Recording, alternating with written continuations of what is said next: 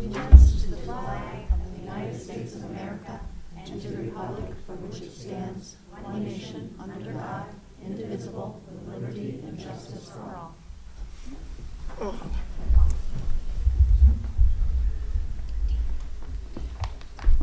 Got such a nice full house this evening. This is lovely. Let's see. Is there a motion to approve the agenda? So moved. Thank you, Tim. I'll second. Thank you, Kim. Any further discussion? All in favor? Aye. All right, it's unanimous. Thank you. The first order of business on our agenda is the replacement of a Board of Education member. We had a vacancy, I'll refresh everyone's memory, we had a vacancy when Lauren Christensen resigned. And the Democratic Town Committee has unanimously recommended Sarah Spear for appointment to fill this vacancy. I shared her resume with you all last night as soon as I had it, and at this point would open up for a nomination. I'm happy to nominate Sarah Spear for the Board of Education seat that's open. Is there a second? I second. Thank you, Kim. Is there any discussion? I just want to say, I'm not sure what the impetus was to rush to this before the board had an opportunity to really get to know anything about the person that's being brought forward, but that'd be my only comment. Yeah, it was a really fast process, I will agree with you. And I know that in speaking with the nomination committee and the leadership on the Democratic Town Committee, they hurried as quickly as they could so that we could get the seat filled before the Board of Education entered into budget discussions in January, so that we'd be operating as a full board, and to give our newest member the opportunity to get oriented and acclimated before the budget process started. So that's my understanding of the rationale on the timeline, and I think I'm in agreement that it's a good idea to get us as a whole board ahead of budget procedures. Do you know what the vetting process was for that? How? Sure. There was a very thorough interview process with the nominating committee, and as I'm sure you saw on Sarah's resume, Sarah brings well over a decade of experience in development and operations and communications work. She's got background in grant writing, and is a disability advocate, and has recently started a disability tech startup here in Portland. In addition, she's the parent of 2 Portland children, and I think will make for a really excellent addition to our board. Is there any further discussion? All right, all in favor? Aye. Aye. Any opposed? Any abstentions? I abstain. Thank you, Tim. All right. Sarah, welcome to the Board of Education. And Mike Tierney is here this evening, and he's going to swear you in before you're seated. And Mike, thank you so much for coming this evening. We appreciate it. So you would raise your right hand. Do you solemnly swear that you will support the Constitution of the United States and the Constitution of the State of Connecticut, so long that you continue a citizen therefore, and that you will faithfully discharge according to law the duties as a member of the Portland Board of Education to the best of your ability, so help you God? Can we?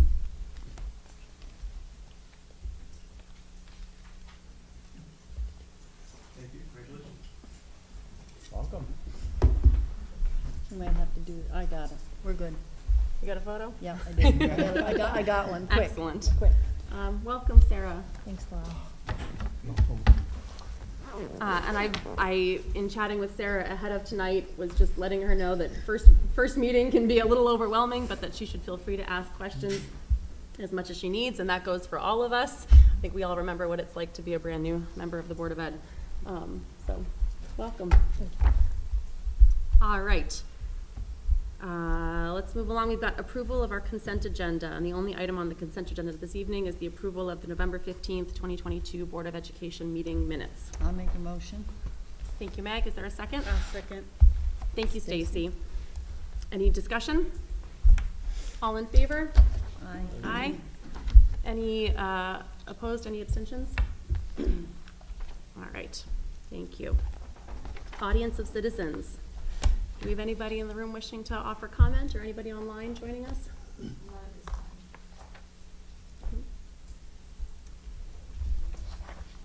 All right. Up next, we've got our Portland Public Schools Spotlight, and we are delighted to welcome the Portland Middle School Theater Troupe.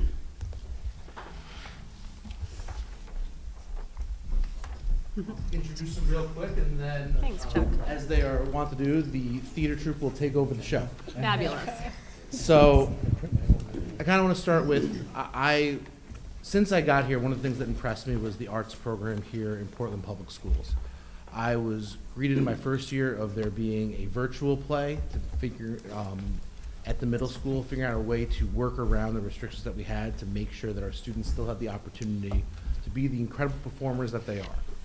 I then, in my second year, was unfortunately tasked with the ability of finding a new group of leaders to take over our theater program, and it took a bit of time. It wasn't until February of 2022 that Melissa Starkowski joined us at Portland Middle School, joined with Paul Hanisch to restart our Portland Middle School Theater Troupe.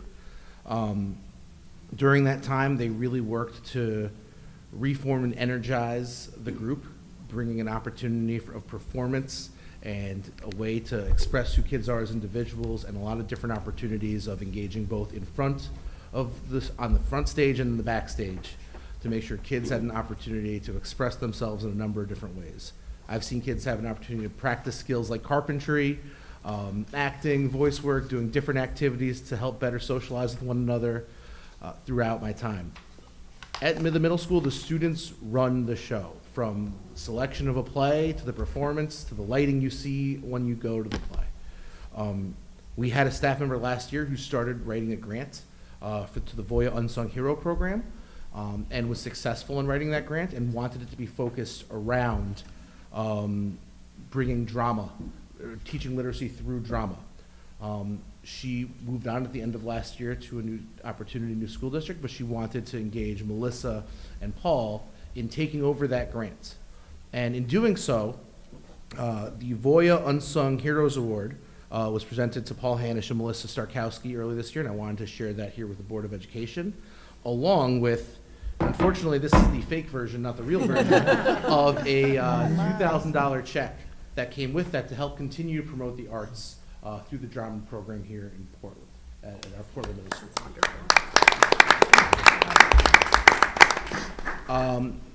With that, I'm taking up way too much of your airtime, so I'm going to hand it over to the true performers and start with their leaders in Melissa Starkowski and Paul Hanisch.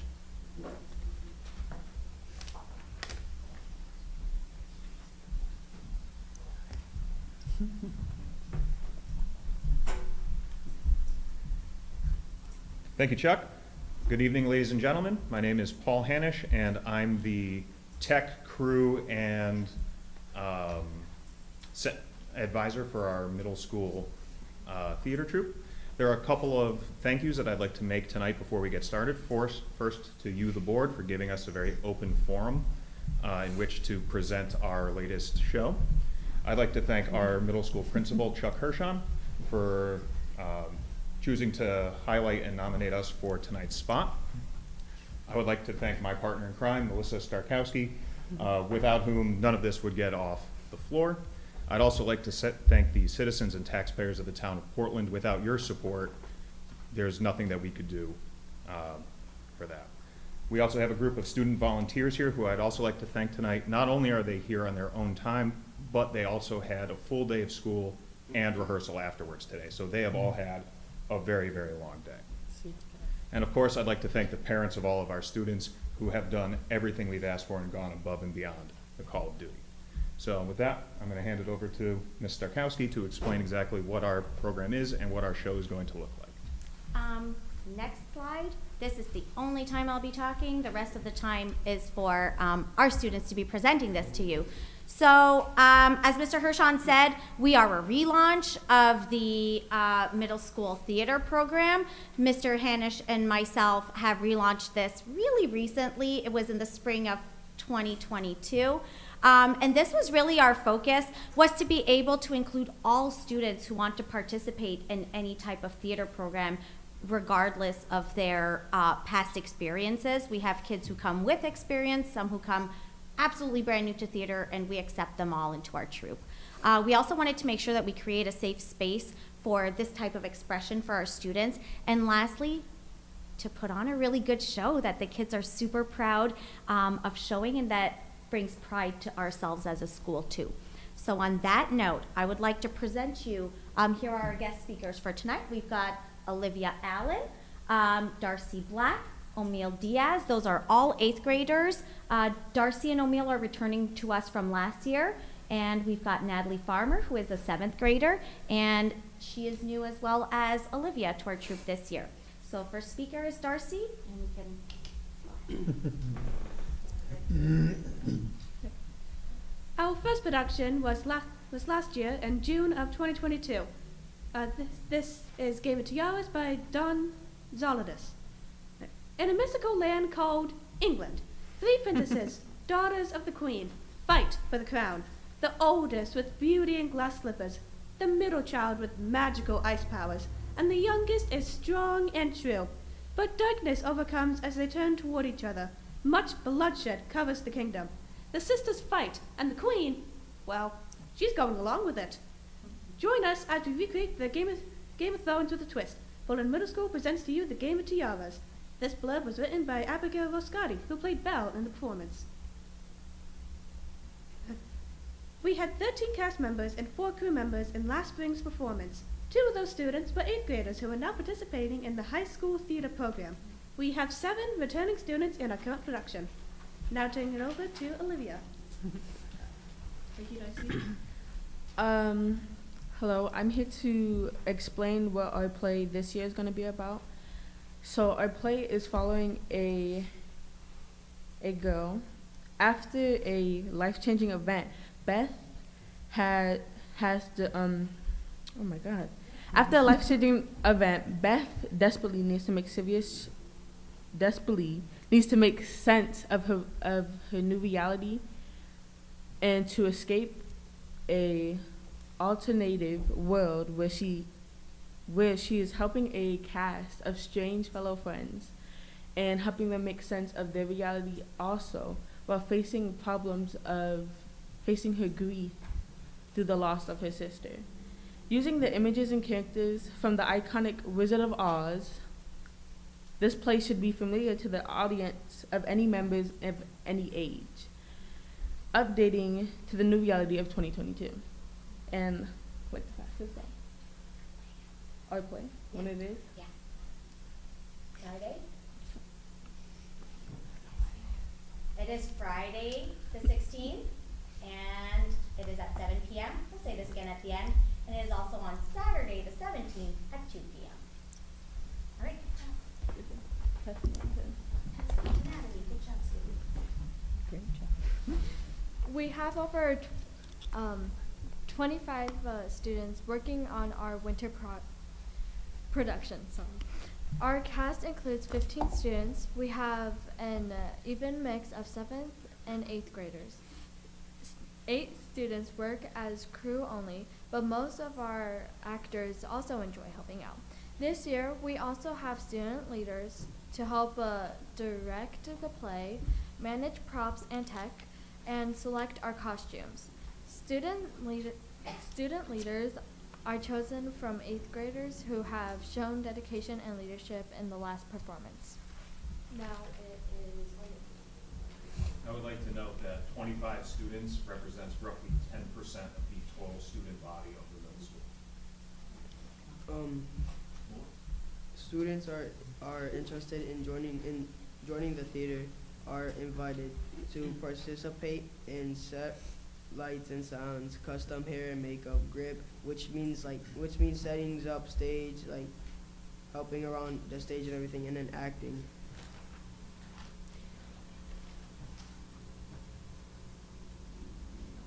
Our theater troupe include a lot of students' choices. For example, returning students can vote for the current play. Crew members help select musical pieces that fit in with our scenes. Student creativity is welcome and encouraged. Our middle school theater program is for students by students with guidance from Mr. Kowski and Mr. Hanish. Passing it on to Darcy. Our upcoming show is next week.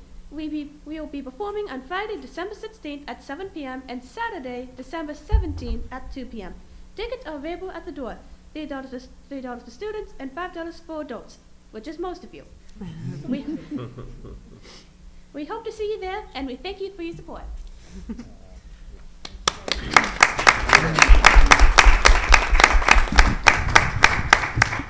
We'll gladly take questions from the board or members of the public at this time, if any.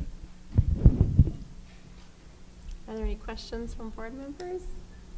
Costumes, do you reach out to the community for any props or costumes or anything that you all need for this play? That's a great question. Darcy, you want to take on the costume question? So Darcy this year was my costume director. Was.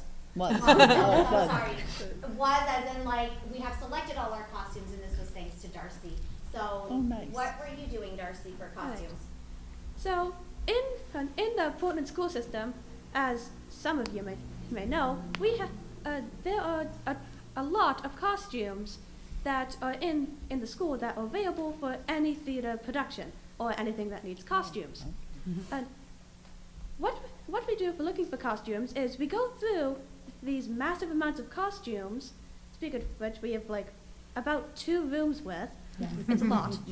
We go through them all and we try to find costumes that we think would fit for specific characters or certain moods. And unfortunately, not every costume we find ends up getting used. However, most of them are seen, and we keep them in mind for any future performances, or if we want to use it for another character. What do we do if the costume doesn't exactly fit? Do we just toss it aside? What do we do with it? We do not toss it aside. That would be a waste. If the costume doesn't fit proportionately on the person's body, then we adjust it, if we can. We adjust it just ever so slightly to make it so that it does fit. However, if it doesn't fit at all, then sadly we have to find another costume. We would accept donations in the future. I haven't thought of it so far, but that was a great question, and Darcy is right on point. We do not put things in. Oh, absolutely. They can always be redone. Okay, well, that's good to know. Great. Thank you so much for that question. Oh, you're welcome. Any other questions for us? All right, how about a great big hand to our Great. Yeah, absolutely. Thank you.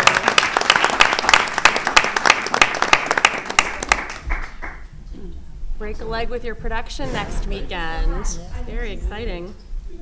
And thank you so much for coming in to share that with us. All right. Do we have our student representatives here?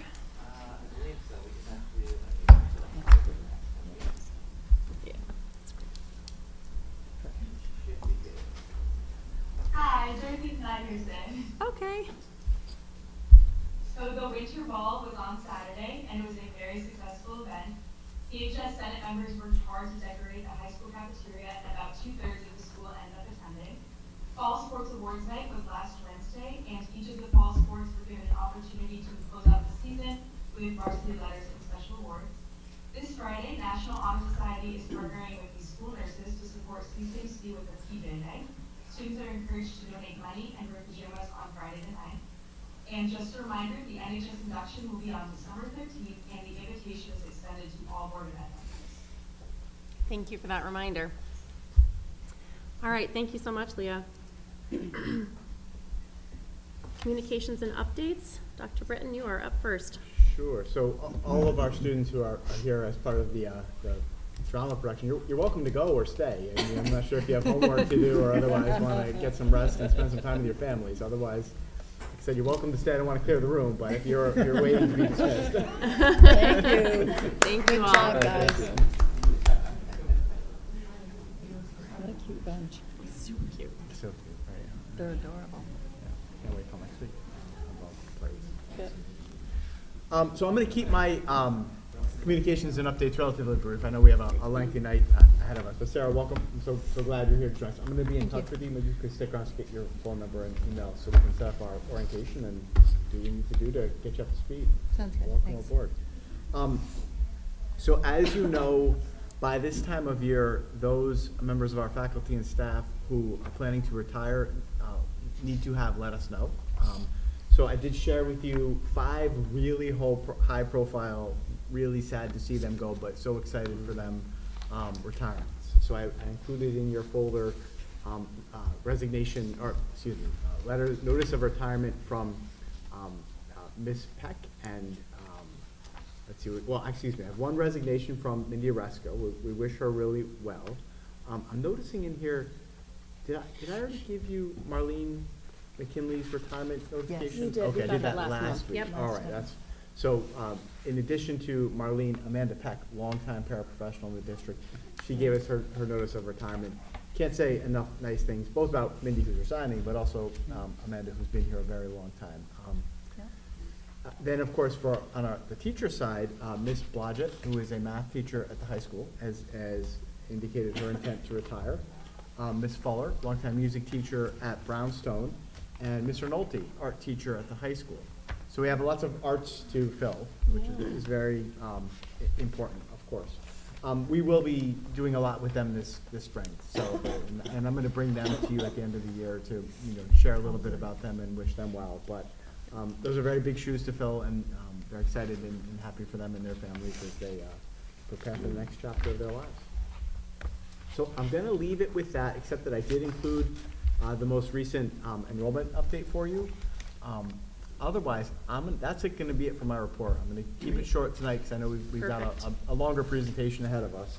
I will make sure that I get you any additional information in the Friday updates, or we have several meetings coming up in January. Get ready, so we'll have time to cover those then. Otherwise, I'm going to keep it a little shorter this evening. Thank you, Charles. Yep. Any questions for Charles before we move it along? All right. Let's hear from Stephanie. I apologize for the late submission of all my things. I did not come to work at all last week. We're just glad you're feeling better. Thank you. We So, missed you. I'll try and cover as much as I can. For the quarterly, not the quarterly report, but just the update, we're 5 months out in the year, so that's, when you calculate that out, when you look to the far right column, 59% is where we should be at, give or take, to be in a good spot. If you see, some of the accounts are higher, some are lower, some are right around. It's touch and go right now because there's still a few outstanding issues we're trying to figure out that can go in either direction for us. The biggest being not being able to find a speech teacher, a speech and language pathologist. So currently we have to outsource that, and that is way more expensive than having the current one that we had, who was on maternity leave last year. Right. So they're kind of picking up for all the getting everything back on track. So because we're in the middle of that right now, it's kind of hard to give a projection of where we're going to be until we get a final idea if we're just going to move forward with the contractor that we're working with right now, or if somebody does happen to come into the pipeline as a teacher. So at my next report will be the quarterly report, so I'll try and give a better update, more than that. But if there's any questions on any of the accounts here, most of the accounts are doing okay. It'll just be the purchase services, the tuition to outplacements, and transportation are the ones that I'm kind of keeping an eye on, as well as the diesel, natural gas, and electricity. So those are the main accounts that are on high watch right now. All right, are there questions for Stephanie about this report? Is this also inclusive of the transfer part that you want to talk about? So that's Is that separate? that's in the I new think business, that's under yeah. new business.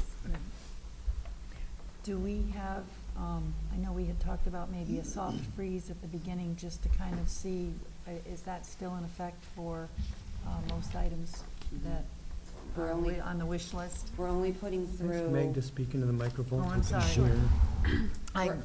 I basically asked if we were still having a soft freeze on items. Yep, right now, we are only putting through purchases through the schools that are needed to run a particular program or course. But there's not a lot in the schools to give up. There really is not a lot. Our biggest accounts are facilities, special ed, transportation, and those are the ones that you, in athletics, and those are the ones you kind of can't do anything with. Right. So they're the most volatile, and you know, we're doing the best that we can with the soft freeze. We'll see after the first of the year, you know, what happens Okay. going forward. Okay. I know, fingers crossed. Thank you, Stephanie. You're welcome. Any other questions for Stephanie? All right, thank you so much, Stephanie. Stick around. All right. And we've got our Director of Curriculum Instruction and Technology here. Hello, Eric. Good evening, everyone. Good evening. Hi, Eric. So the main event of my presentation tonight is the Student Achievement Data and Action Planning Report, which Dylan and our students are going to pull up in a moment. Before or while they're doing that, I also submitted my monthly report to the board, which had information beyond the scope of the data presentation tonight. I'm happy to answer any questions for the report itself, if there are any, before we dig into the data presentation. I didn't have any questions. I just wanted to say how much I really like this format, and the updates that you offer under each initiative are the way it breaks it down for me as a reader. I really appreciate it. I have to agree with that. It was very easy to follow. Yeah. See where it's relevant to what we've set for the goals, which is great. It's honestly been a great shift for me personally. I think I said last time, it just keeps me anchored, and Yeah. I know when there's a month or two that passes and I've got no significant actions to report, that it just reminds me, let's get on that and, Yeah. you know, pull it to the front burner. And there were things in there, if you noticed, that I said purposed work for the second half of the year. So Right. just to remember, those are initiatives for the year, and some will start ticking off as the months go along. It's so clear that there's so much going on, and it's really nice to be able to view it in this format. Certainly a lot going on. Thank you. Yes, Yeah. there is. Did anybody have questions about any of this before we move to the student achievement data? No. All right. Great. Thank you. All right, so just a couple kind of rules of engagement here. I'm happy to take questions as we go along. There will also be an opportunity for questions at the end, so just keep that in mind. We have many slides to get to. And I had indicated in the information in the packet that this presentation had been previously shared with the Board of Education Curriculum Subcommittee. We first met and kind of discussed what is the type of data that the board would like to see presented. I then curated that data into a draft presentation, passed it before the Curriculum Subcommittee, took some of their feedback, refined the presentation, and that's what's being presented to you tonight. Okay? So title slide really quick.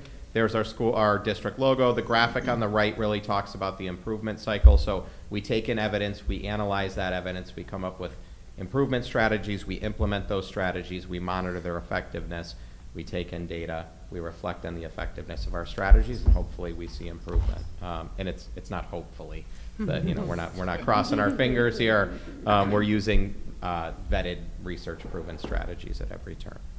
Next slide, please. So just a quick reminder, well, I'll speak to the mantra. You know, we could swim in data. We could spend our lives crunching numbers.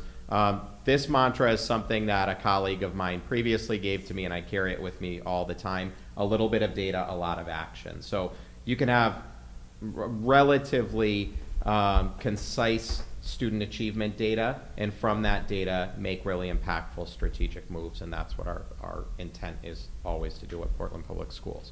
Nested under that is Board Goal 3, to advance and strengthen curricular, instructional, and assessment practices within Portland Public Schools. And nested under that is our first initiative, to which this presentation speaks, and to which our data analysis and response plans, more importantly, speak. So we are looking to analyze longitudinal, meaning historical, over time, state and district assessment data to establish new baselines that inform achievement goal setting and priority action planning for this year and beyond. Our immediate focus will be to restore student achievement levels to pre-pandemic levels of performance as expediently as possible, with emphasis on identifying and repairing gaps in achievement and growth by student subgroup, and a specific focus, as you'll see borne out in the data tonight, on improving student achievement in mathematics in grades 6 through 12. So just a couple of words there. COVID was an incredibly disruptive event in our world, and we can think about how disruptive it was for us as adults. It was a 2-year pandemic. So, I mean, something we've never experienced before. I'm not going to underestimate the impacts of war and the detriment of war, but it's something like a war, or this is life after a war, life after a completely disruptive event. And as disruptive as it was for us as adults, we had an entire lifetime before COVID. So when we talk about back to normal, we have memories and experiences that go back, in some cases, decades, that we can draw upon and we can anchor ourselves back to. For our kids, 2 years in the life of a 10-year-old is 20% of their life.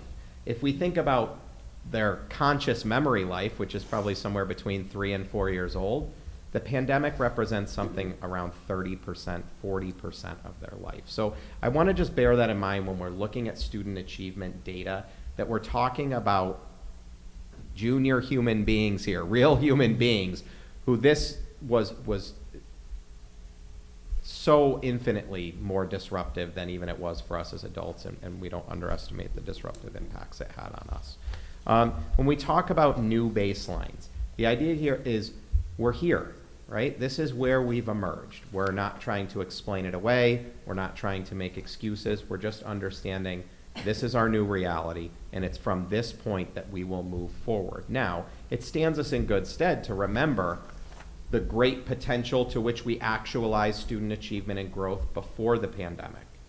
But it doesn't change the fact that we're here now, right? That was then, this is now. We look to what we can be based on what we were before, but we also do it with the understanding that this is our current reality. And just before I go any further, I just want to address a term that has become very popular in educational jargon, which is learning loss. It's a term that I cannot stand because it takes a deficit approach to children. They're not lost. They have not lost anything. They have continued to grow and thrive and inspire us and amaze us and enrich our community and enrich our lives. And we will continue to do all we can to support their achievement and growth over time, as we've always done. But I don't want to look at this data and take it to be anything of loss, knowing and understanding that it manifests in our kids. And I think they deserve a little bit more than that. We can move ahead. So when we talk about a little bit more coming out of COVID, new baselines, we have some priorities. Our first priority is to arrest negative declines in student performance and establish positive achievement trends, right? We want to turn the tide. So where things have started to go down in the years, in some cases in the years leading up to COVID, but especially in the years through and since, the pandemic began, to turn that tide and bring us back on an upswing. That's our first priority. And sometimes we tend to that with numbers, but in a general sense, we want to just see the curve start going up. Priority 2A is to restore student achievement rates to pre-pandemic levels of performance in terms of whole group performance, where we do see declines. That becomes, again, indicative of where our potential was or where we were before COVID and where we can get back to in terms of potential and proven results in the district. Under that, we have a couple of sub-priorities. We want to increase student achievement towards 100% of our students on or above grade level expectations. Now, some would look at that 100% and say, that's outlandish, that's perfection. Do we expect perfection? We don't expect it, we strive for it. And we don't ever, at any level of this district, set any goal that intentionally excludes any percentage of kids. So you will hear continually throughout this presentation, 100%, 100%, 100%. When will we be satisfied? When we have 100%. What does that mean? We will never be satisfied because that's perfection, but we will never stop striving towards that satisfaction. Now, working against that goal of perfection, we set what we feel are reasonable annual targets that move us closer, ever closer to 100%, with the hope that we get to 100%. Not ruling out perfection. And then priority 2C, which you'll not see reflected in the data presentation tonight, is to surface and repair gaps in student achievement by subgroup. So the data that is being presented tonight is whole group performance. As indicated in my report to the board, you will see an addendum in my January report that further delineates this data along lines of subgroup performance. High need students versus non-high need students, free and reduced lunch students versus non-free and reduced lunch students. Those categories that we track because it's important to track achievement across all subgroups, and also those categories where the state tracks achievement across subgroups. The next slide. And if anyone has any questions, just throw a hand up and I'll take them in real time. This is just an educational slide of how the slides function. This was very disorienting for the curriculum subcommittee. So we use the terms cohort and non-cohort. Cohort will take one group of students and track their achievement over time. Last year's third graders, this year's fourth graders, next year's fifth graders. That is a cohort. Non-cohort just looks horizontally across a grade level year to year, knowing that it's different students in that grade level than the year before, and next year will be different students in those seats than this year. So what is the truest measure of student achievement? There's arguments both ways. For me, undoubtedly, it's cohort tracking where we can, right? And these are rough cohorts. These aren't matched to identical students. So these don't account for students that moved in and out of the district. So we call those rough cohorts. So how you follow this on the slide, if you want to look at non-cohort data, you would just look at a grade band from left to right across the screen. So if you take that top row, K, non-cohort is looking at the yellow, the tan, the purple as just grade band performance over time. Cohort works a little bit different. You follow the color, and it moves down and to the right. The reason it moves down and to the right is the advancing year, and down is just how I arrange the grade levels with the earliest grade first and the latest grade last. Is that clear? Yes. Okay, great. If you're wondering about the big black box that's spring 2020, we did not assess in spring of 2020 because we were closed for in-person learning. Okay. All right, next slide, please. Okay, so the first data point we're going to share is K-3 literacy achievement, and this is a measure that we take using the Ames Web Assessment of Early Literacy. This is not a state-mandated assessment. The state asks us to have a universal screener. Ames Web serves as our universal screener, and it's a benchmark assessment system, meaning that we assess students in K-3 using Ames Web in the fall, the winter, and the spring. At each turn, we're given data to indicate the percentage of students who are meeting grade level reading performance for grades K-3. The data that you see presented here is spring data. Spring data is always the most valuable data. We are catching students at the absolute high point after a year of learning with us. Conversely, fall data is often the low point due to summer slide, as we might call it, all right, or the summer break, if we want to think a little bit more positively. So you'll see here that our spring 2022 data, in the case of K and 1, is a little bit less than where we were pre-pandemic, but not precipitous.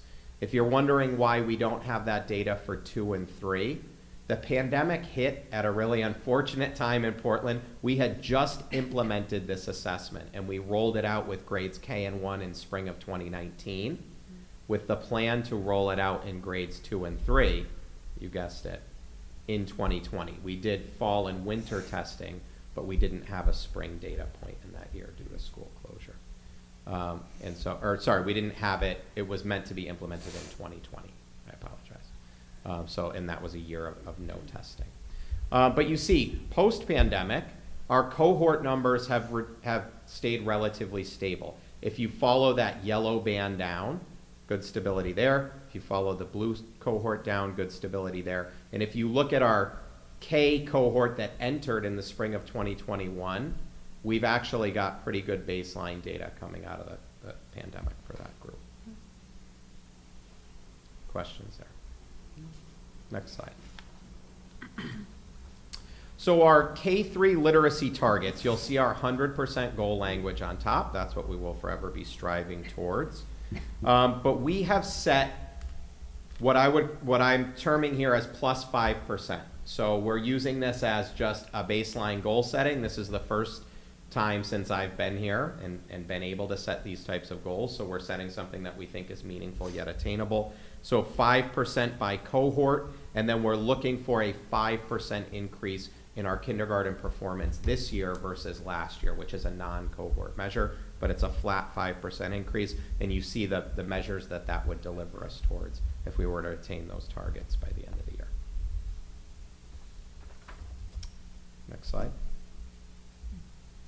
So here's the strategic literacy actions that are going to help us to attain those targets at grades K through 3. So we are continuing to implement our Tier 1 literacy programs, Teachers College, Reading and Writing Units of Study. Now, we know the legislation that is coming down the pike, but the plan for right now is that we are holding serve with those programs. And at these levels, we have experienced student achievement in terms of literacy with these programs. And we also use Foundations, which is a supplementary phonics and phonemic awareness program that augments our instruction with Teachers College. Additionally, and not listed on here, we've begun to explore the use of a program called Heggerty, which is a phonological awareness program that further supplements our Tier 1 curriculum. That's being utilized at Valley View and at Gildersleeve for the first time this year. Can you say what that's called again? It's called the Heggerty Phonics Program, Heggerty Phonological Awareness Program. We are continuing our use of small group instruction with a focus on differentiation at both schools. Push in, that's where an interventionist pushes into the classroom and teaches in the space of the Tier 1 teacher with a differentiated group. And pull out interventions, where our interventionist pulls small groups of students for more specific and deep intervention with progress monitoring. So the implementation of specific strategies over time and the measure to see that those strategies are paying off in terms of student skill development. We continue to use Lexia, which provides our students independent comprehension practice in grades K through 3. That was a program that we expanded during COVID such that all students engaged with Lexia. Prior to COVID, it was only an intervention program, and we've maintained that level of licensure coming out of COVID. Independent reading time with Just Right reading level books. And for those of you that may not be familiar with what Just Right means, it keeps the student at the appropriate level of challenge. So not too easy, not at the level of frustration, enough to allow them to continue to develop their skills. Looking for my bottle of water, which I'm going to have to grab in a moment. Chuck, can you hand that to me? Otherwise, you're going to hear me cough in a second. Thank you. Regular student data review via our PLCs and SRBI teams. So in both buildings, we are relentlessly, regularly reviewing student achievement data to inform our differentiation groupings. And then at Gildersleeve, through their SIG grant, they continue to work with Nancy Boyles, who is a literacy guru known very well throughout the state of Connecticut. She's out of Southern Connecticut State University, on developing Common Core state standard aligned close reading instruction and smarter balanced aligned comprehension assessments. So the idea there is that we're doing a more specific and strategic job of preparing our students for the smarter balanced assessment that hits in grade 3 and that you'll see some data on in a moment. And we're providing our teachers this year locally delivered professional learning on analyzing and responding to Ames Web assessment data. So that, again, was a new assessment just before COVID. We've had a pretty good amount of teacher turnover, and some of that learning, even for our teachers that were here pre-COVID, atrophied through the disruption of the pandemic. We're revisiting training them on Ames Web and how to use that data to target student growth. Any questions on these strategic actions? Next slide, please. K3 numeracy achievement. So you'll hear numeracy and mathematics used interchangeably. Our numeracy data is tracked again with Ames Web, and I apologize, that should say the Ames Web assessment of early numeracy at the top, not of literacy and reading. And this is the percentage of students meeting grade level performance expectations for numeracy. And so you'll see, spring of 2019, we had not yet implemented this measure at any grade level. Coming out of COVID, we had implemented it at grades 2 and 3. It was still a problematic assessment for which our teachers needed a little bit more training in the spring of 2021. So we provided it to them, and then you see the data there from spring of 2022, which again, for that being the first year of implementation, those are really good numbers. The potential in these groups of students for numeracy performance moving forward is really, really positive. And you see in the one cohort band, we have positive growth there already. So in terms of a new baseline, this is a great baseline. Next slide, please. Our K-3 numeracy targets are the same. We're going with flat 5%. Now, the idea of 5% in a group, in a grade of 100 kids, we're not talking about moving heaven and earth, right? We're talking about a relatively small set of kids. But understand, we're also talking about those students who were just over the line of meeting grade level performance, of which there's a sizable group at every grade level. In that little cluster, you're talking in most cases somewhere between 5 and 10 kids. It's equally important to keep them there because they could just as easily slide back below grade level performance. Let me correct myself, not only keep them there, move them forward.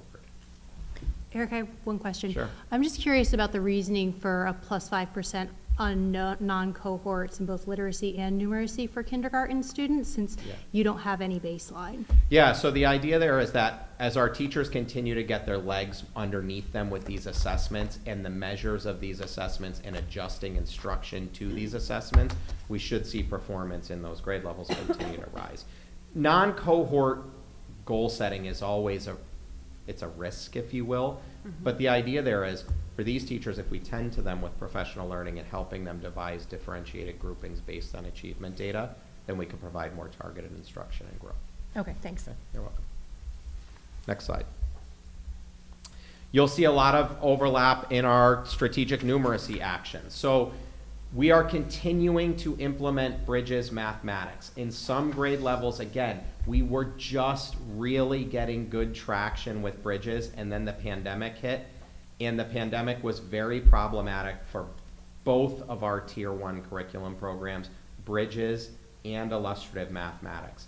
In many grade levels, we ended up actually adopting alternative curricular programs to get us through the pandemic because there wasn't at-home functionality of our existing programs. So for our teachers, as they were just really starting to get steam, pandemic came, disrupted. So we're looking forward to a period of sustained continuity with these curricula and the growth that we trust these curricula to bring. Bridges, we still consider a gold standard program for the grade levels it serves, which is K4, and illustrative math for the grade levels it serves, which is now in the district grades 5 through 10. Again, continued use of small group instruction. So that idea there is that as our teachers become more adept at analyzing data and making strategic groupings of students, the instruction and the supports that students need become more strategic within those groups. Push in and pull out intervention, and that's Tier 2 at Valley View and Tiers 2 and 3 at Gildersleeve. Individualized practice and progress monitoring via Dreambox Math. That's a program that we put into place coming out of the pandemic that affords every student a personalized practice pathway relative to where their skills are. That's been really well received by teachers. Regular student data review, again, via our PLC and SRBI teams. Continued professional learning regarding mastery standards and unit assessments within Bridges Math.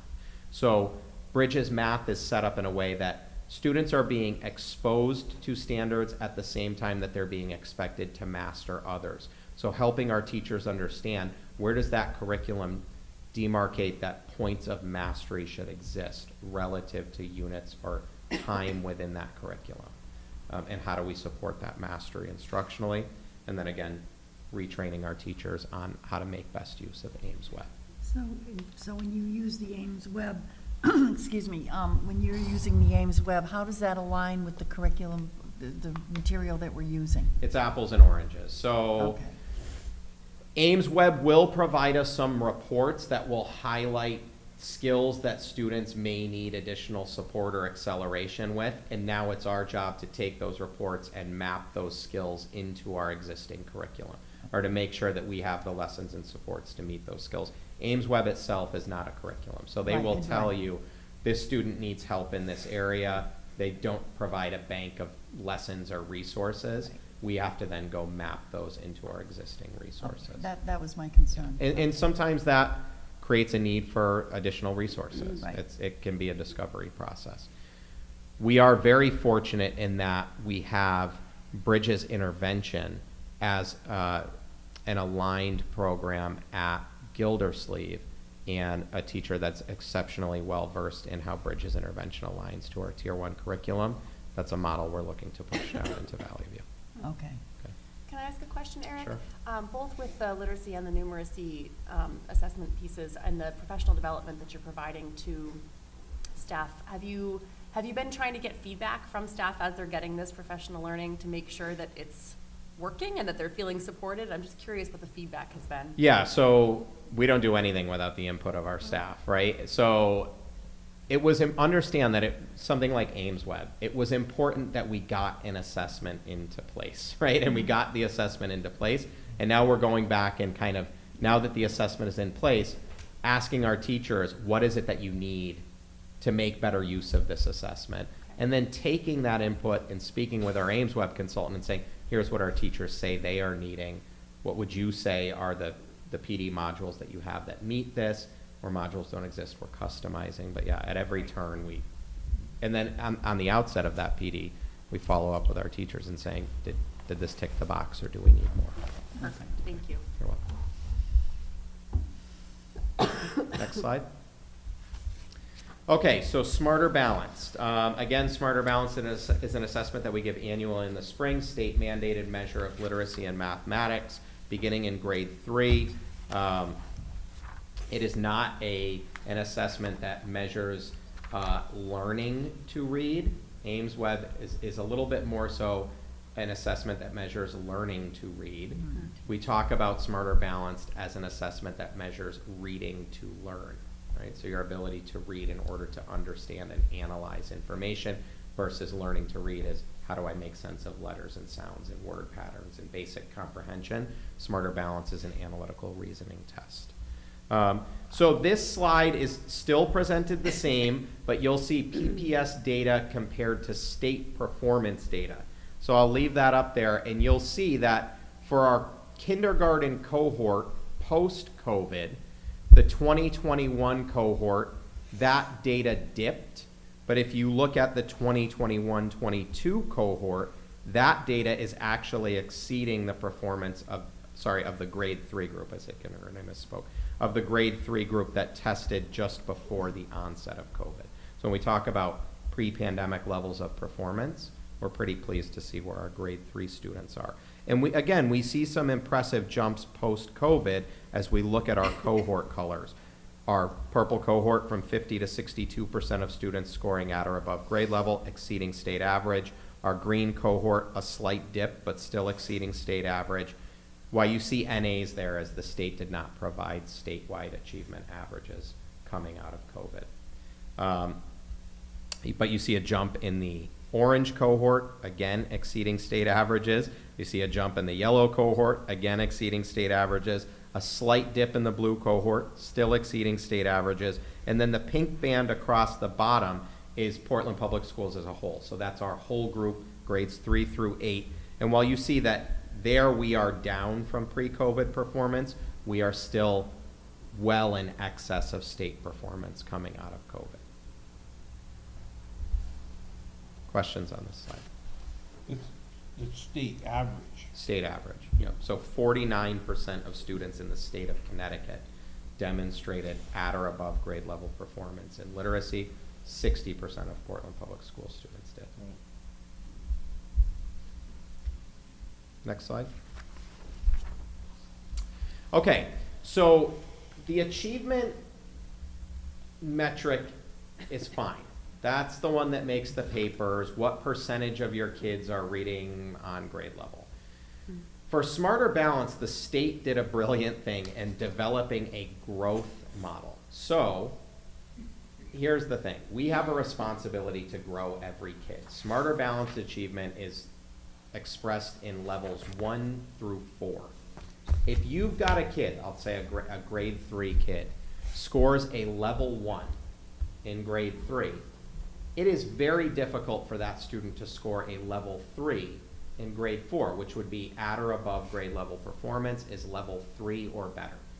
Now, our hope is that we would get that student to level 3, but the next increment would be to get them to level 2, right? Before we're going to talk about level 3, we're going to talk about level 2.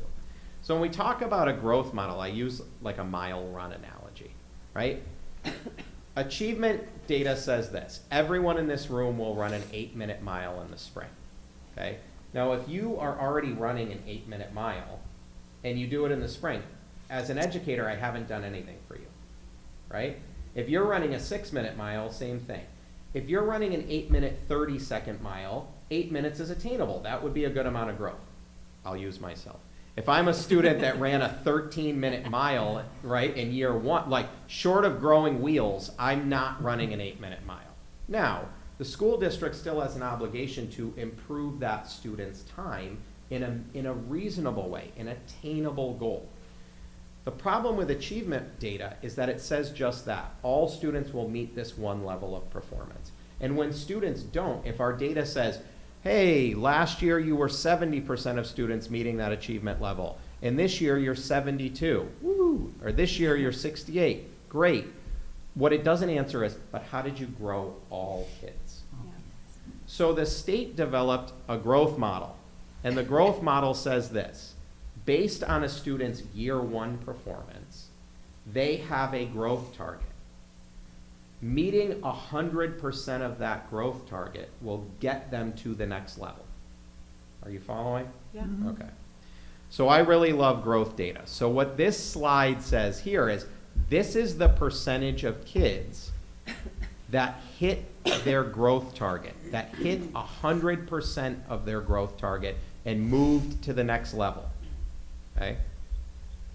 I'm not going to get into the weeds with it, but there's actually 8 growth levels. They take the 4. There's a 1 high, 1 low, 1 high, 2 low, 2 high. But you get it. They hit their target. And we want all kids to hit their target. We want 100% of kids to hit grade level performance. But short of that, we want to make sure that every kid's hitting a reasonable target that the state said is growing. Okay? And so you see, like, follow the purple cohort post-COVID. We went from 50% of kids hitting their, sorry, I'm on the wrong slide. Sorry. If you follow this is a little bit problematic because in 2021 they abandoned the growth data because of the disruption of COVID, and they thought that that was no longer a valid measure in the disruptive year. But if you follow the blue cohort, you see we've got a decline there that we've got to arrest. If you follow the yellow cohort, relatively stable, and then we don't have cohort performance yet in the other colors. But if you follow along the bottom, pre-COVID, we had 39% of our kids hitting their growth rate. Last year, we had 41%, relatively flat. This is an area we want to improve. Let's jump to the next slide. Let's go a little bit deeper with this. Now, this is where I feel a lot better than the previous slide. The state also gives us this data. On average, what percentage of their growth target are Portland Public Schools students hitting? Okay? So understand, if your growth target for your mile run was a minute and you shaved 30 seconds, you hit 50% of your growth target. You didn't hit your growth target, so on the previous slide you would have been a no, but on this slide it would have said you hit 50% of your allocated growth target. Does that make sense? Sure. Okay. So when we look at this and we say, what percentage of their growth target are our students achieving, and we look at those 21, 22 numbers, we have some really good numbers in there. Now we have some work to do. Like that yellow cohort is at 50%. That blue cohort has been on a slide. And compared to state performance, we're relatively flat. But what I look at this data and see is that at our early elementary grades, where we have, for the longest time, or relative to all of our grades, been the most adept at analyzing data with dedicated interventionists and defined SRBI processes, our kids are hitting more of their growth targets. So the challenge, and it's a positive challenge for Portland Public Schools, is to scale those practices that are in place in grades 3, 4, 5, up to grades 6, 7, 8. Now, at scale involves resources, programs, and personnel, right? And it's no secret that we're relative to our elementary schools, we are light on intervention support at our middle school. And if we follow the cohort performance down, it bears that tail. So just something for the board to keep in mind as we consider addition of personnel against financial constraints, but understand that intervention manifests with really talented intervention teachers. And where we have that in the district, we are seeing the payoff in the data. And it's not just people, it's also practices. So Chuck's here tonight. He has done a tremendous job strengthening SRBI practices at the middle school over the past 2 years in a way that we're confident that those practices are going to bear fruit. But we need to keep building. Can I just ask a question? Because Sure. if I'm reading this, and I'm looking at, other grades, that were very high in the 17-18 year. Yeah. Their growth rate, they seem to be hitting it, and then it really drops significantly if you take the 6th grade and go to the 7th grade and go to the 8th grade. Is that what I'm seeing, that it was, what was the difference in 2017-18? Forget the COVID part. I mean, how do we explain that drop that we're not So seeing that? prior to my time being here, not that I'm passing the buck, but those are years where we implemented new curriculum and programs. And Thank so you. Okay. in the implementation of new programs, you're always going to experience a period of disruption, right? And we struggled when we rolled, I know this in speaking with teachers, when we brought TC up to the middle school, we struggled for the availability of staff developers to come in and adequately train our teachers. And this is not a knock on TC. Right. It's an incredibly popular program. If you want a TC certified trainer in your district, you're on a 5-year wait list, maybe a little bit less now that people are jumping ship. But as recently as last year, it was a 5-year wait list. So to get our teachers the type of training they need to actualize that program, good luck. And that's the situation that Portland found itself in. And not something they could have anticipated when you purchased that program, because TC will say, yeah, we'll get you everything you need. But Just buy the unit. and to your point, when you do change the curriculum, I know when we went from Pearson to Bridges, we expected there would be a shift, and that some of the grades had not had the K-1-2 experience. So 3rd, 4th, and 5th grade was obviously going to see lower. But thank you, that explains it, and that's. I think the other thing we perfect can sense. acknowledge is that, and again, this is not to slate TC, but the reality is it is not tightly aligned to Smarter Balanced, right? And that gap becomes more significant in the upper grades, where that alignment, that alignment kind of goes like this. As Smarter Balance gets more complex, type of analytical reasoning required on Smarter Balance, it's just different than what students are expected to do with. So what other things are we using, and I'm sure it's in your report, what other things are we doing to assess that are closely aligned with? Because Smarter Balance, by the time we get it, by the time you get it, by the time we get it, we've already figured out the budget for the year, allocating resources. So what other things are we doing? So let's zip through the next, well, not let's Okay. zip through it, but let's Fine. pull it up and then we'll get Yeah. to the strategic actions Okay. that I think will answer that question. Okay. So again, you'll see, and this is a running theme, 5%. In terms of new baselines, that's the data we're sticking to. Now, can we go north of 5%? Absolutely. Am I gonna stake my claim to it tonight? I'm happy with 5% with the hope and belief that we can exceed that, okay? And I don't look at any of these grades as crises. No. If we're gonna talk about a crisis, and that's a relative term, or something we're giving crisis treatment, it's gonna be on the math side, and you're gonna see that in a moment, for good reason. Okay? Yep. All right, so if you look at this slide, this is flat achievement. We've set some targets for flat achievement. 100% of students will achieve their literacy growth targets. So we want every kid achieving their target. And then we're, on the next slide, please. We're looking to increase, the way we're gonna do that is to increase the percentage of kids hitting their target, and then for all kids, the percentage that each child is hitting of their individual growth target. By doing that, you won't see a slide here dedicated to just raising the static achievement level. We will. If more kids are hitting their growth target and more kids are hitting a higher percentage of their growth target, our overall achievement data of the percentage of kids meeting grade level expectations will increase. Okay. All right, so here's our strategic literacy actions on the next slide, please. So again, this does not have foundations where it hits, it's still in grade 3, we use foundations. Beyond that, we're continuing to use Teachers College. What I want to zoom in on, which is the new bullet, or the one that you haven't heard referenced in other slides, is that 6th bullet. Close analytical study of SBA items for development of aligned learning targets to support the development of classroom level preparatory lessons and assessments. So I stood up in front of teachers at convocation. Dr. Britton went before me and said, this is the year we finally get back to the business of teaching and learning.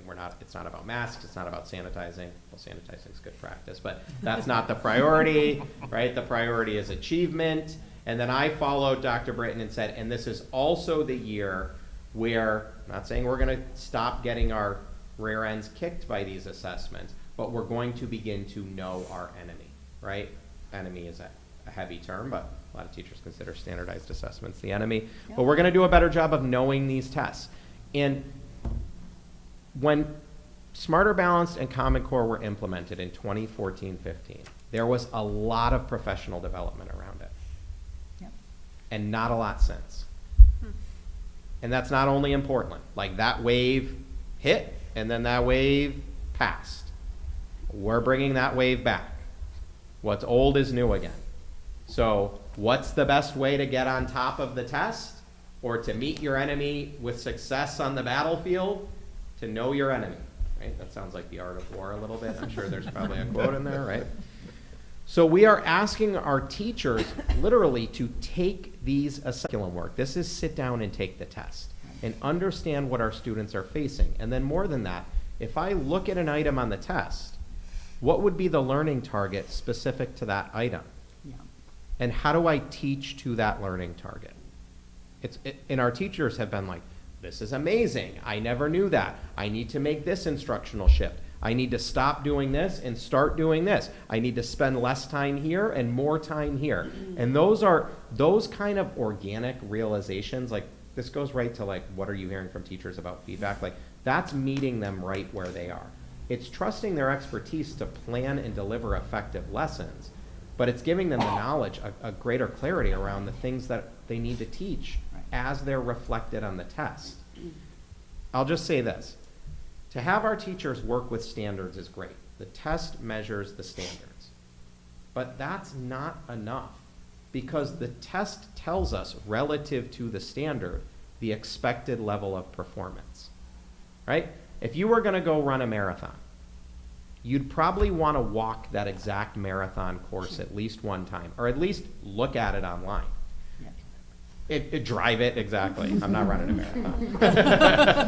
I'm not even running a half marathon.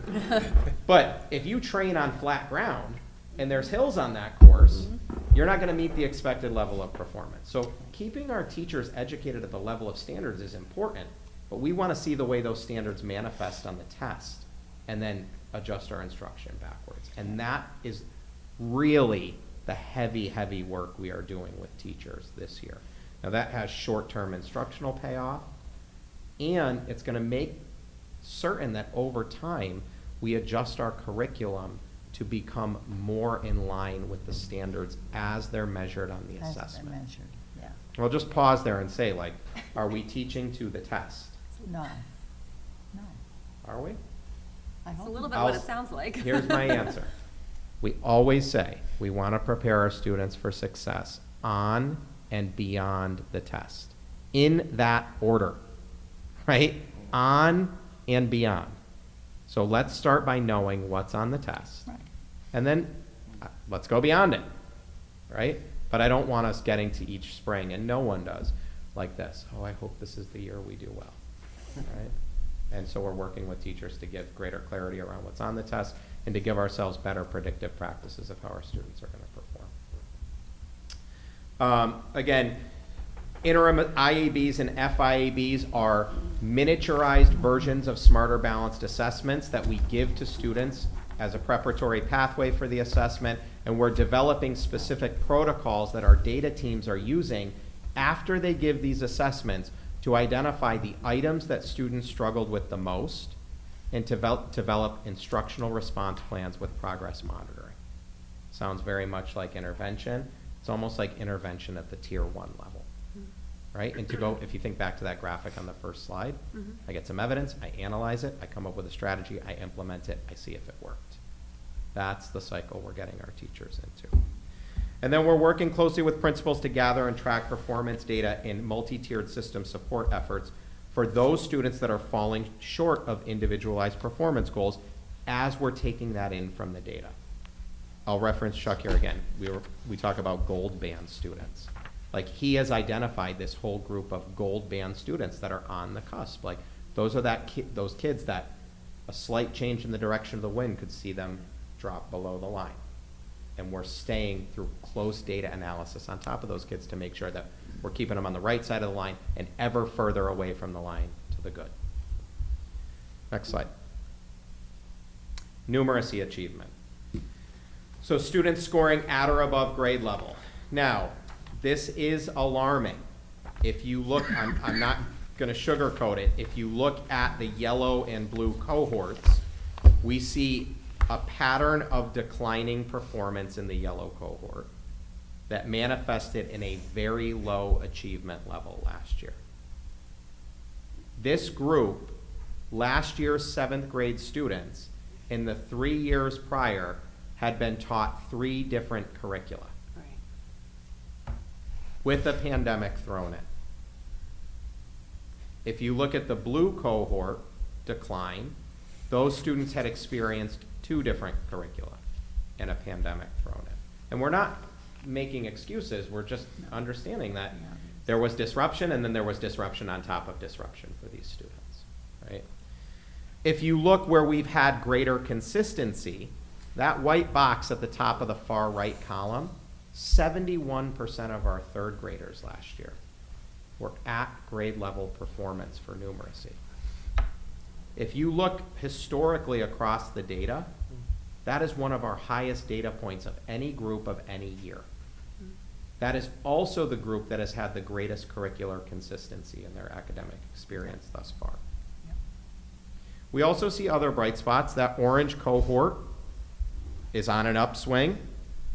Performance in the green cohort relative to state average, we're still north of that. The purple cohort is north of that. We know that it's that middle school performance band that we've got to really attack, and we're doing that this year.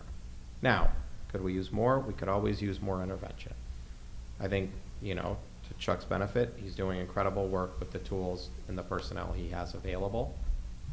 And we're confident that we'll see those numbers go up as those students experience greater curricular consistency and targeted intervention. Next slide. To follow the same trajectory, this is our student growth rate, so percentage of students hitting their target. And again, you'll see the yellow and blue cohorts are problematic there. The purple and orange cohort's good, and then we've, you know, our grade 5 students.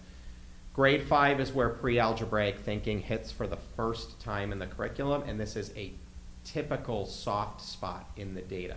We see math declines historically in Portland here, and we see math declines across the state at grade 5. Next slide. Percentage of students, let me back up. Oh, I'm one slide behind. I keep looking at that and then I'm off on this, sorry. So percentage of growth target achieved. If you look at our first 3 cohorts, 21, 22, look at that orange cohort. 94% of their growth target achieved. So there's really positive data. Now, again, more targeted intervention for a longer duration of their academic experience than our 7 and 8 students. And our 7 and 8 students operating in a space with not a ton of intervention. Just to note, we do now have a full-time dedicated math interventionist at Brownstone. That was a new position as of last year. That teacher came out of the classroom into an intervention role. So understand that for our 7 and 8 students, those students were also coming out of Brownstone where we didn't have dedicated math intervention. So that reality is going to continue to chase itself through this cohort. And we're soft on intervention at the high school. Things we need to take a hard look at over time in this district. Meg, you look like you had a question. Your recommendation for high school intervention? I mean, So they have put in an algebra support period, which is a critical first step. You know, we think it will pay off. You know, short of intervention, we're training our teachers on how to become more skilled differentiators of instruction. It's a heavy lift for teachers. You know, I always joke and say, aside from heating and air conditioning, differentiation has been the greatest challenge in public education. And to tell our teachers to differentiate doesn't make it any easier, right? And so, you know, we're also building a curricular system. Not going to get into the weeds of targets and proficiency scales. That's my passion. But the intent is that the differentiation is baked into the curriculum. It's not something that teachers have to go and figure out on their own. so would we be wise to take some of those kids who are struggling, whether they're 9th, 10th, or 11th grade, whatever, and put them into one class? In other words, keep the freshmen from, you know, make it a freshman, sophomore, junior intervention kind of a class where they get some of the. So we do have that in algebra support. Kate Lawson's implementation and Chuck's implementation of a flex period are helping students get support outside of traditional class meeting times. Like they're doing everything they can short of having dedicated interventionists. The issue also as you get into the higher grades becomes one of student tracking. So where you create a remedial math class, the way our schedules work, those students oftentimes unintentionally end up following each other throughout the day. Right. And there's social repercussions to that. And so we don't want to have leveled groupings of classes. So we very intentionally tried to move to heterogeneous groupings. Right. But it makes the challenge of differentiation that much greater. Yeah. But it's a puzzle we're working to figure out all the time. Well, keep thinking, and if you come up with some good ideas, let us know. We are. I mean, Like, I can't take credit for you them. know. The use of Yeah. flex periods, I mean, it's, like I said, our principals are doing everything they have the capacity to do. And, you know, our dedicated teachers are bending over backwards to provide kids the types of support they need, even beyond their regular teaching schedules. I know. Okay. Thank you. And it's not to say that throwing money at the problem is the solution either. Oh, no. Right? But more interventionists as our. Sounds like throwing people at the problem is the solution. People are money. And people are money. Yeah. But, you know, where we have more intervention, we typically have better results. Yeah. Intervention is a proven strategy. It is. Provided you have the right people in those positions. And in Portland, we're very fortunate that where we have those positions, we do. Okay. Next slide. So these are our 5% targets. And I know these are just numbers. You know, we'll be coming back to the board with updates of where we think we stand in relation to these numbers in advance of the test. And then obviously, you know, once the data comes back. And these are targets. We're going after these targets strategically. You know, with our theory of action, that is, if we undertake the strategic actions, then we should hit the targets. And you threw in that 10% there at the bottom, yeah? We did throw in 10% because we got to close the gap. Like 5% is not going to do it. So, you know, like I said, Chuck's sweating. He's working, not sweating because he's nervous. He's sweating because he's working really hard, and we're working really hard to crunch the data and get those student supports. And and close the gap.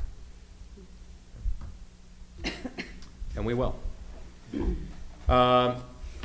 Next slide, please. Again, looking for more of our students to achieve their growth targets. You can see 5% increases bring us to some pretty high data points. Grade 7, 99% of their growth targets would be a 5% increase coming out of grade 6. So it's a good group that came up into grade 7 this year. And then our strategic numeracy actions on the next slide, please. I cannot underestimate enough this idea of continued implementation, knowing again how disruptive we were. When I say we were just getting our feet under us, we were just getting our feet under us. And let's acknowledge that we have had staff turnover. We've had some retirements at the middle school. We've had some great new educators come in, and we're quickly getting them up to speed and getting them the training that they need, and also taking advantage of their skill set. We've got really good teachers in place. And again, that bullet there of close analytical study of smarter balanced items and data coming off of those interim assessments, we're attacking those items, that assessment study, that data with all the same verve that we're doing on the literacy side, and the realizations from our math teachers have been just as powerful. Like, again, I need to start doing this, stop doing this, start doing that, do more of this, do less of that. Okay. Next slide. Let's move over to the high school. So the high school measure is the PSAT SAT test. Now, the state mandates the use of the SAT test in grade 11. It's in the spring of junior year. We created a preparatory pathway for that assessment, not because the state told us to, but we don't want our kids taking SAT or a College Board assessment for the first time in the spring of junior year. So they take the PSAT in the fall of freshman year. They take it in the spring of freshman year. They take it in the spring of sophomore year. They take the PSAT in the fall of junior year. That's their last practice opportunity and a scholarship opportunity. And then they take the state-required SAT in the spring of junior year. So many runs. This data reflects all those spring data points. Spring PSAT 8-9, spring PSAT 10, SAT school day 11. Those are different versions of the test. So that PSAT 8-9 has fewer of the hard questions that they'll see on SAT 11 because they haven't learned that material yet, but they're tailored to the grade level. So at or above benchmark performance on these assessments for grades 9, 10, and 11 looks like this. This is a pathway for 9 and 10 we just put in when I arrived. This was one of my first action items, so you'll see the NAs there pre-COVID. 11, we were giving the SAT school day. You'll see that there was a dip in 21-22 for our 11th graders. Again, still 10 points north of the state, which we had a higher gap in 2021. But if you look pre-COVID, 2018-19, our gap between Portland and the state was only 2 percentage points. And again, keep in mind that is non-cohort performance. Those were different groups of students. But if you look at cohort performance in our yellow group, relatively stable, and then the data point I love is that our 9th graders, 21-22, are coming in at 84%. So we're seeing, again, a restoration of that more typical margin between Portland performance and state performance. Next slide. So our literacy target is, again, 100% of students in grade 11 will meet or exceed the college and career-ready benchmark performance for literacy as measured on the SAT evidence-based reading and writing. We used to call that the verbal. They call it evidence-based reading and writing. There's no more analogy questions. A little bit different. I put that in my assessment presentation. So what we're looking for is 84% of our grade 10 students will meet or exceed benchmark performance. That is to maintain or improve the cohort measure. Can you just jump back to the previous slide quickly? One of the things we see over time, if we look historically, we don't have it reflected in the data here, is that with every version of the PSAT, as they go from 8-9 to 10 to 11, performance declines. So what that tells us is, as the test gets harder, our kids can't keep up. So if we go back to the next slide, please. So our goals here are that each cohort will maintain or improve performance from the previous spring's assessment results. If you think back to the beginning of this presentation, the idea there was arrest negative declines and then turn the tide. So this is very much a case where if 84% of our kids hit the benchmark in 9th grade, we want 84% or better to do it in 10th grade. We're not ready to set positive goals yet. We're just saying hold serve would be improvement over our longitudinal data. Okay. And then 83% of our grade 11 students meeting or exceeding that benchmark for literacy would be maintaining or improving for that cohort. And that would actually be, 83% would be a great data point for 11th grade. Yeah. And then we want a minimum of 40% of grade 11 students hitting both benchmarks. You haven't seen the math data yet, but both the math and literacy, that would be a plus 6% increase. So we want to bring that number up. Let's go to the next slide. Numeracy achievement on SAT tells the same story. Longitudinally over time for a cohort, as the test gets harder, performance declines. So you can anticipate the next slide is going to be wherever they were on the previous iteration of the test. On the next iteration, they're going to maintain or improve. These are ambitious targets. But we set them and you see where we get. Next slide. So this is maintain or improve performance. And then again, it's just a repeat of that 40% of students hitting both benchmarks. That's the SAT data, which functions a little bit differently. There's no growth model like we saw with Smarter Balance for PSAT and SAT. The state has not developed a growth model. College Board developed one, but it was garbage. It just was like 20-point increase. Like it wasn't based on first test performance. The state ignored it. They ran data analytics on it and said, this is not a valid growth model. Any questions on our SAT data? All right, we're nearing the end. So our strategic literacy and numeracy actions, student data review and support via the SRBI process. Next slide, sorry. And then the use of flex period to assign kids targeted support. We have the implementation of an algebra lab option for struggling math students. That's new this year. We have the implementation of a high school writing lab. So students are receiving peer support to improve their writing. We have an expert English teacher, dedicated trainer of literacy writing tutors who's working with a cohort of students to provide peer assistance. That utilization of the flex period. The sharing of high school staff with middle school staff to provide students targeted grade 8 math instruction and support. We have a teacher who's taken on an extra section such that he can go to the middle school and continue to provide math support for struggling grade 8 students. Just like we're doing with Smarter Balance, engaging teachers in close analytical study of SAT items to develop aligned lessons. We're pumping the use of Khan Academy. So Khan Academy is a platform where a student can plug in their previous PSAT score, their most recent PSAT or SAT score, and it gives them an individualized practice pathway. Based on your score, based on your results, here are the things you need to work on. And all teachers have to do is monitor time that students spend on the platform. Continued implementation with Teacher PD on illustrative mathematics, a new curriculum in grades 9, 10. It's the same curriculum we now have in place in 5, 6, 7, 8, all the way up through algebra and geometry. And the idea there is curricular consistency for our kids. Revision of high school writing rubrics to more cohesively assess claim, evidence, reasoning abilities within student writing, which is in direct alignment to the analytical and writing skills measured on SAT. And the development of defined data analysis protocols when we take in that PSAT and SAT data. What do we do with that data when we get it to make quick instructional moves that meet kids' needs? Next slide. For science, science is a little bit difficult to track. We give the NGSS assessment in grades 5, 8, and 11. So cohort tracking over that group with that time in between assessments is a little bit tricky.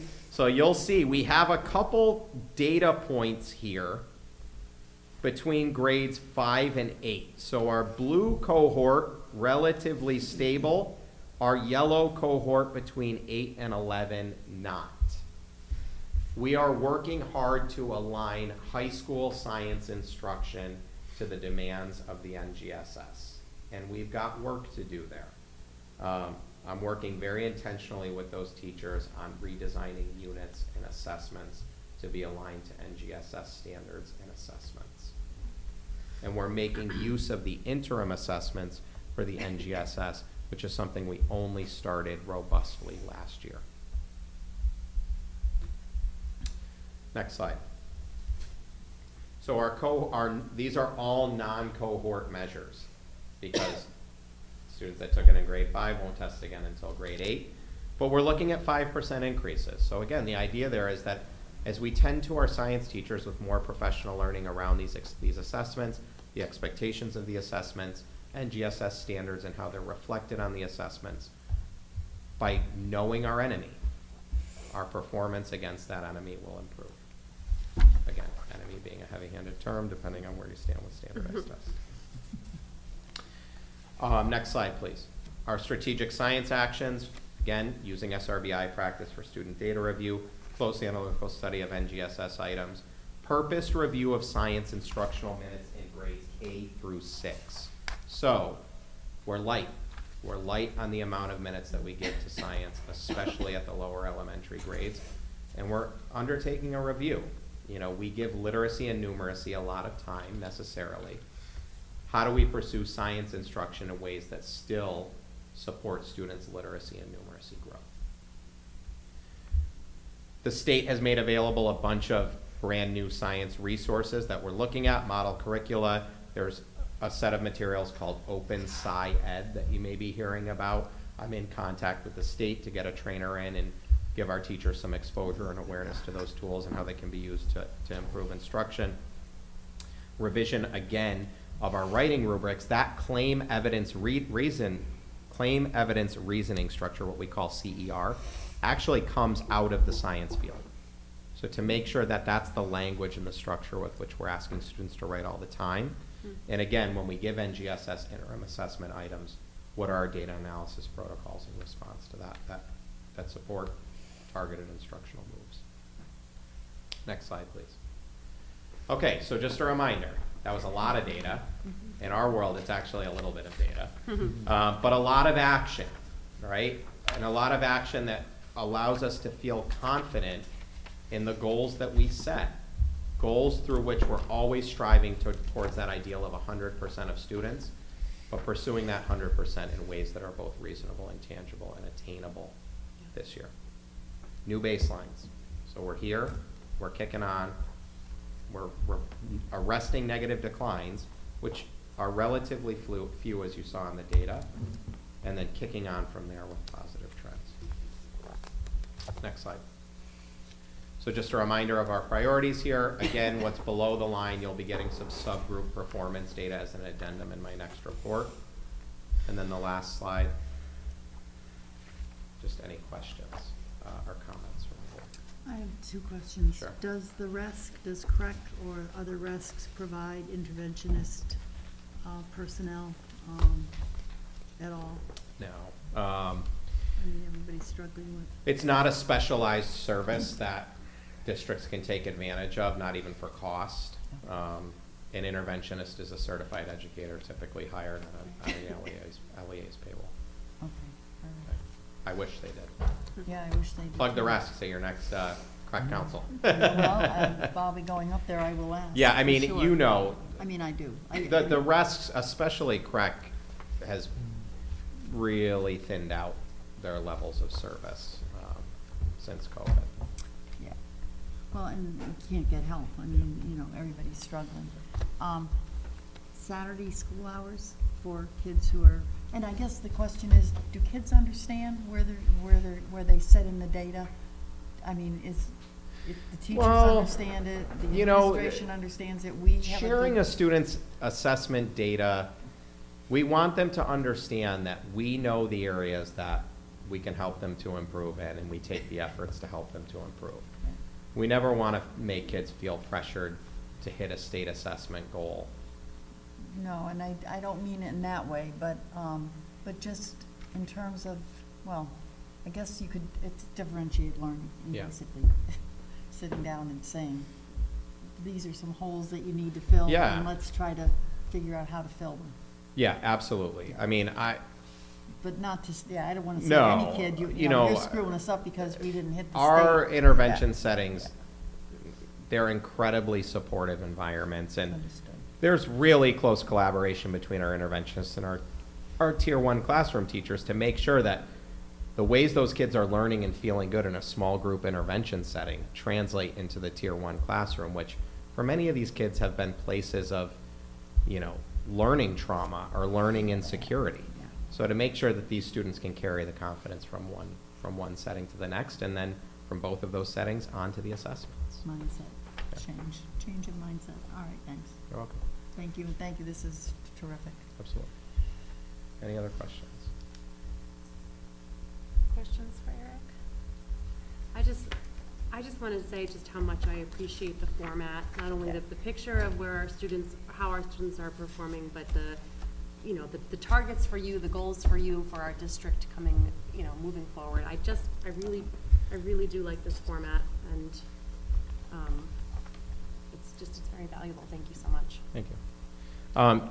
Time frame, the board can expect to have this presentation next year, closer to the October, November timeframe. This was a little bit late.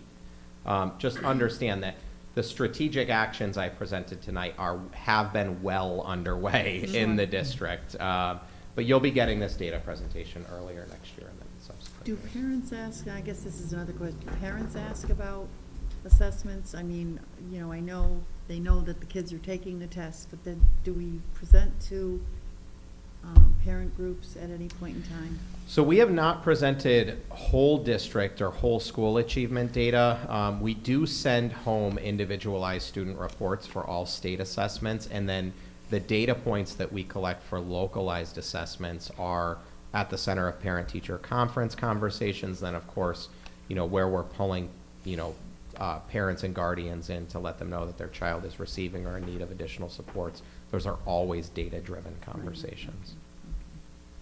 I'd like to see parents aware, so.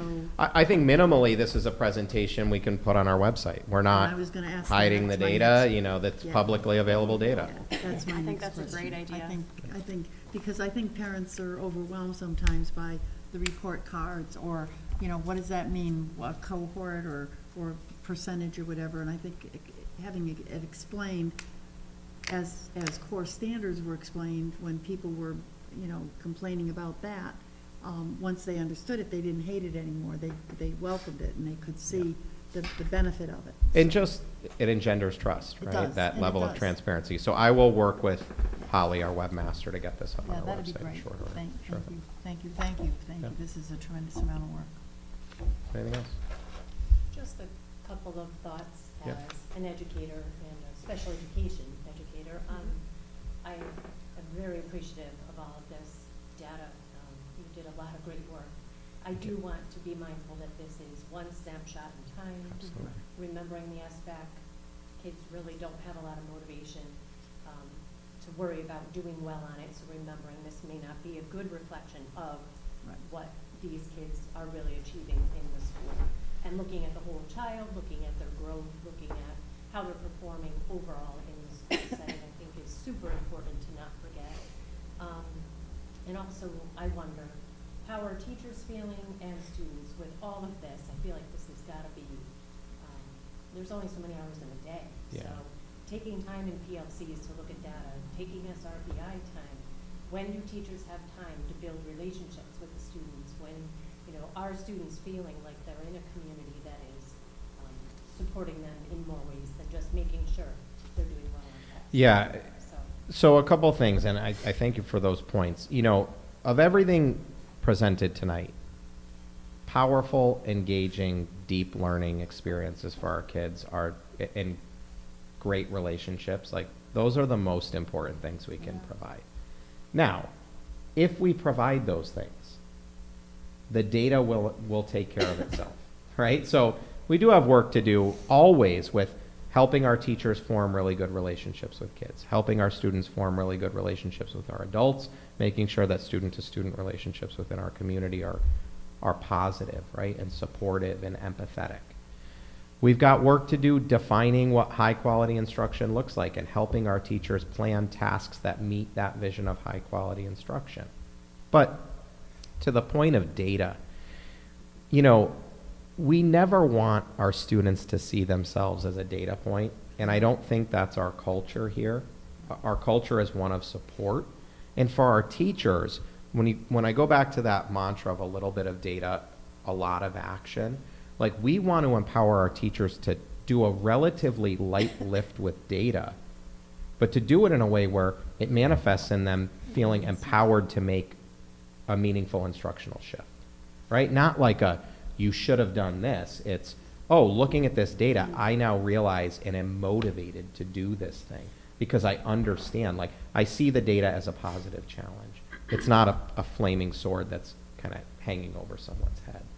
So I appreciate you saying that. Now, how do we know that? Well, the way to know it is to constantly be taking the temperature on the culture in our buildings and talking to our staff. And, you know, knowing our principals, that's something they do constantly, to the point where, if anything, they have to hold me off sometimes.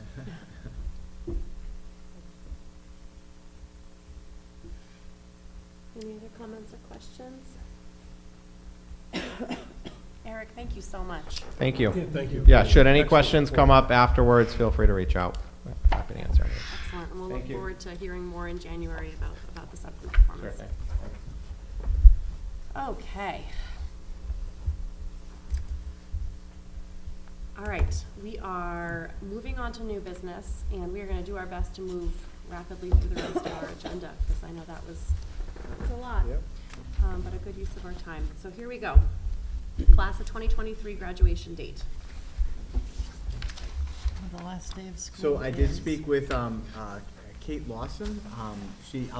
Sometimes, you know, we've often revolved the graduation date around project graduation and the other end of year activities.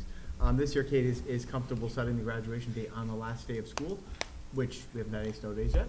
I don't know what the winter portends for us, but right now that would be June 12th. It's always nice that we're able to now, per a function of the state statute, set it early so people can, Yes. you know, plan their get-togethers and life around that, you know, very important day for our seniors. Excellent. Is there a motion? I'll make a motion to set June 12th as the graduation date for the class of 2023. Is there a second? I'll second. Thank you, that was Kim. Thanks, Kim. Any discussion? I mean, the only comment I'll make is, you know, when we'll get onto the calendar, is that we always know there's snow days, we always have extra days. So it's almost a little bit unfair that, you know, they stop on this day and the rest of the school continues on, for which is usually 2 to 3 more days. So I personally would have said, why don't we make it Friday, you know, and build that into the calendar. But again, we're trying to build this calendar Friday around the 7th or Friday the 14th? the 14th. Or, I understand we're trying to build a calendar around those guys scheduling looking at? their He's looking at night June and the 2023. graduation, It so. was the 16th, it's a Friday. guess- You mean the 16th? But I think, I mean, I hear your Well, point. the issue of school would be out.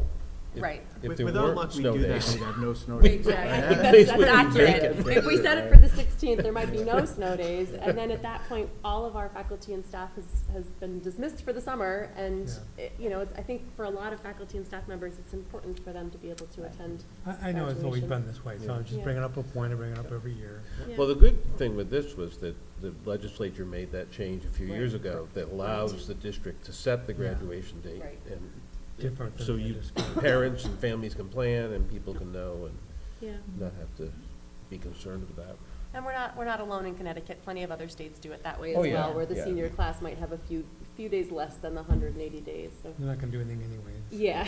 I mean, there's that. That's It's a nice senior privilege, I guess, if you want to Yeah, call it that, yeah, yeah, yeah. perk. Yeah. The big folks on Yeah. campus, so Yeah. to say. Yeah. Any other thoughts or concerns? All right, then in that case, the motion's been made and seconded, set graduation for Monday, June 12th, 2023. All in favor? Aye. Aye. That was unanimous, thank you all. Item B here, 2023-24 school district calendar, and this is the first reading on this Yep. calendar for the next school year. Right. So I just want to point out a couple things on this calendar that are different in the recommendation that you have in front of you now than previous years. Right?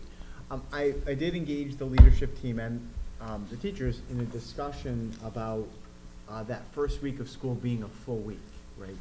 You know, like this year, we would have started, in the case if you're looking at the draft calendar I have in front of you, on the 28th. There's a feeling amongst the teachers and the leadership team that it is preferable to start it on the Wednesday, have convocation on the Friday, send everybody off for the weekend, and then get the teachers in on that Monday and Tuesday to get their classes ready and get the PD going, so they're not starting, you know, after a weekend, but, you know, building that capacity. And also, if you talk to a lot of our Valley View teachers, our little ones are exhausted by the end of that first week. Lots of kids falling asleep on buses and otherwise just tired. So, you know, the question is always, would we want to start the school 2 days later and end it 2 days later, or have that full week and then end in June? The consensus of the leadership team and the teachers, I believe, is to start it on the Wednesday. That would also be consistent with the Learn Regional calendar. So that's my proposal now. Ultimately, that would be something for you to consider and you know, decide upon. Sure. The other thing, only other difference I want to point out here is that I did add on here a half day before the winter break, right? So, as you know, the winter break this year is a full day of school. I did put on the calendar for next year that 22nd be a half day. Look, I will be honest with you, I'm not entirely sure that there's an awful lot of instruction going on, unless some mean teachers are giving tests and having a Grinch-like moment in that at some levels. But, you know, that last day before the winter break is a lot of, you know, feel-good moments for teachers and students. And I think the feedback from our faculty, staff, and students is that having a half day to have those holiday get-togethers and send-offs and good wishes before the break would be appreciated. Otherwise, besides starting on the Wednesday and having a half day before the winter break, the calendar is pretty consistent with previous years. I'm just trying to follow this on, I'm looking on the online, is there two different versions of the 22-23 calendar? Is that what you were? Tricia put them both in there so you could see kind of a side-by-side comparison, like how this year's calendar looks compared to the draft calendar that we have. Well, it says 2023, okay, so look.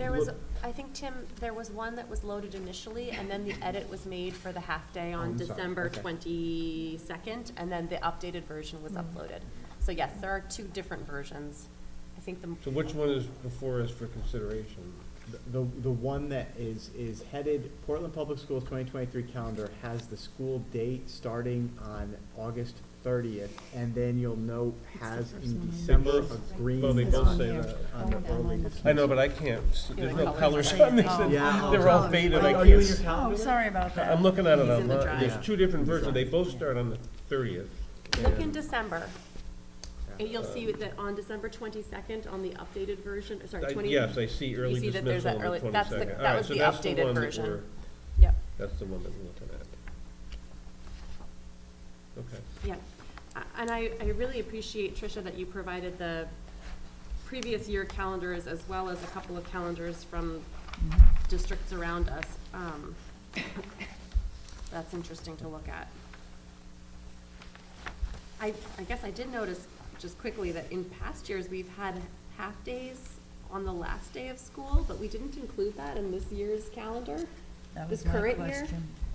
or on this 2023-24 calendar, and I'm wondering if that was deliberate or an oversight.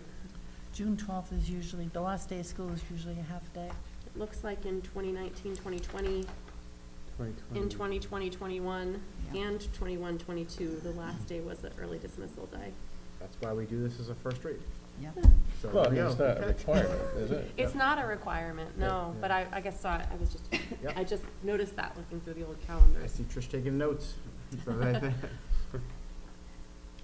yeah, I think the last day of school also, similar to the last day before winter break, would be best as a half day. We may need to update that when we release the graduation date for this year. It's not on this year's calendar as an early release day. So half day on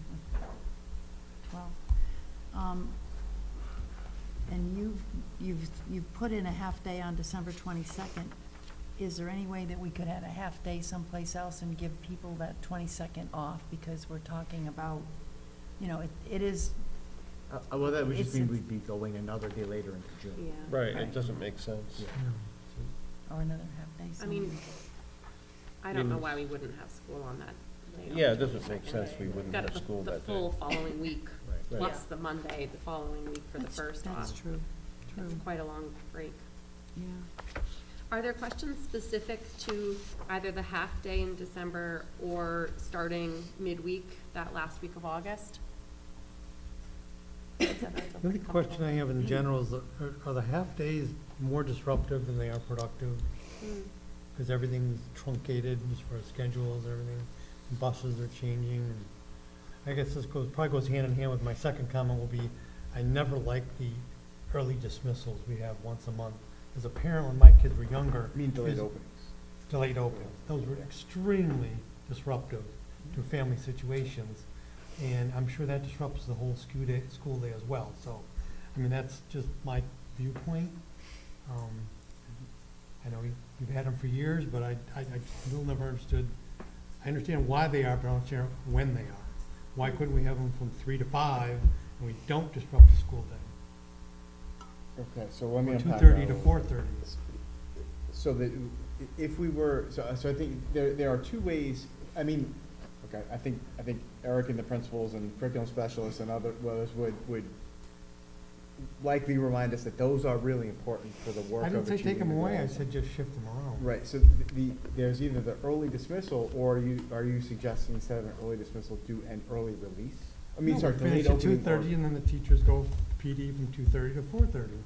So we don't disrupt the day of the school. Their We're trying to keep contract. these Yeah. students, get these students back up to a higher level, catch up from years of issues, and we cut most of their days. There's 38 days that are disruptive with vacations, early dismissals, or half days. That's 21% of the school year has a disruption. Yeah, so the only way to do from a 2:30 to 4:30 required PD time for teachers would be to, engage the Teachers Association and have a discussion about paying teachers for that time, because that would be outside of their contractual hours.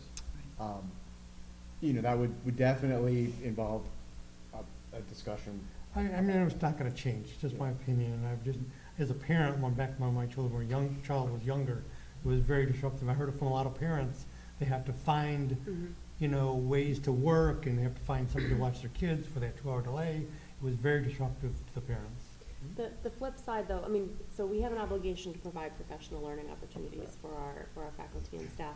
So in my mind, the alternative to a 2-hour delay once a month for most of the school months is several days of professional learning days where kids are just home from school to total that same number of hours. And I guess my question, Charles, is it seems to me that the district is finding it more productive and more useful to have those 2-hour chunks rather than 2 or 3 days of professional learning throughout the year. Is that accurate? Yeah, I mean, I think that there are, you can either do a delayed opening, an early release, a full day of PD, or, Dave, maybe what you're suggesting, reopen the contract and discuss paying teachers for some time outside of the school day. Right? Which is a budget consideration. Sure. That's- yeah. All of those options are time or money and disruptions in different ways, whether it's Sure. full day How and about the and half spread days out that we here. give the students off? Can we use the afternoons of those half days, or is that contractually?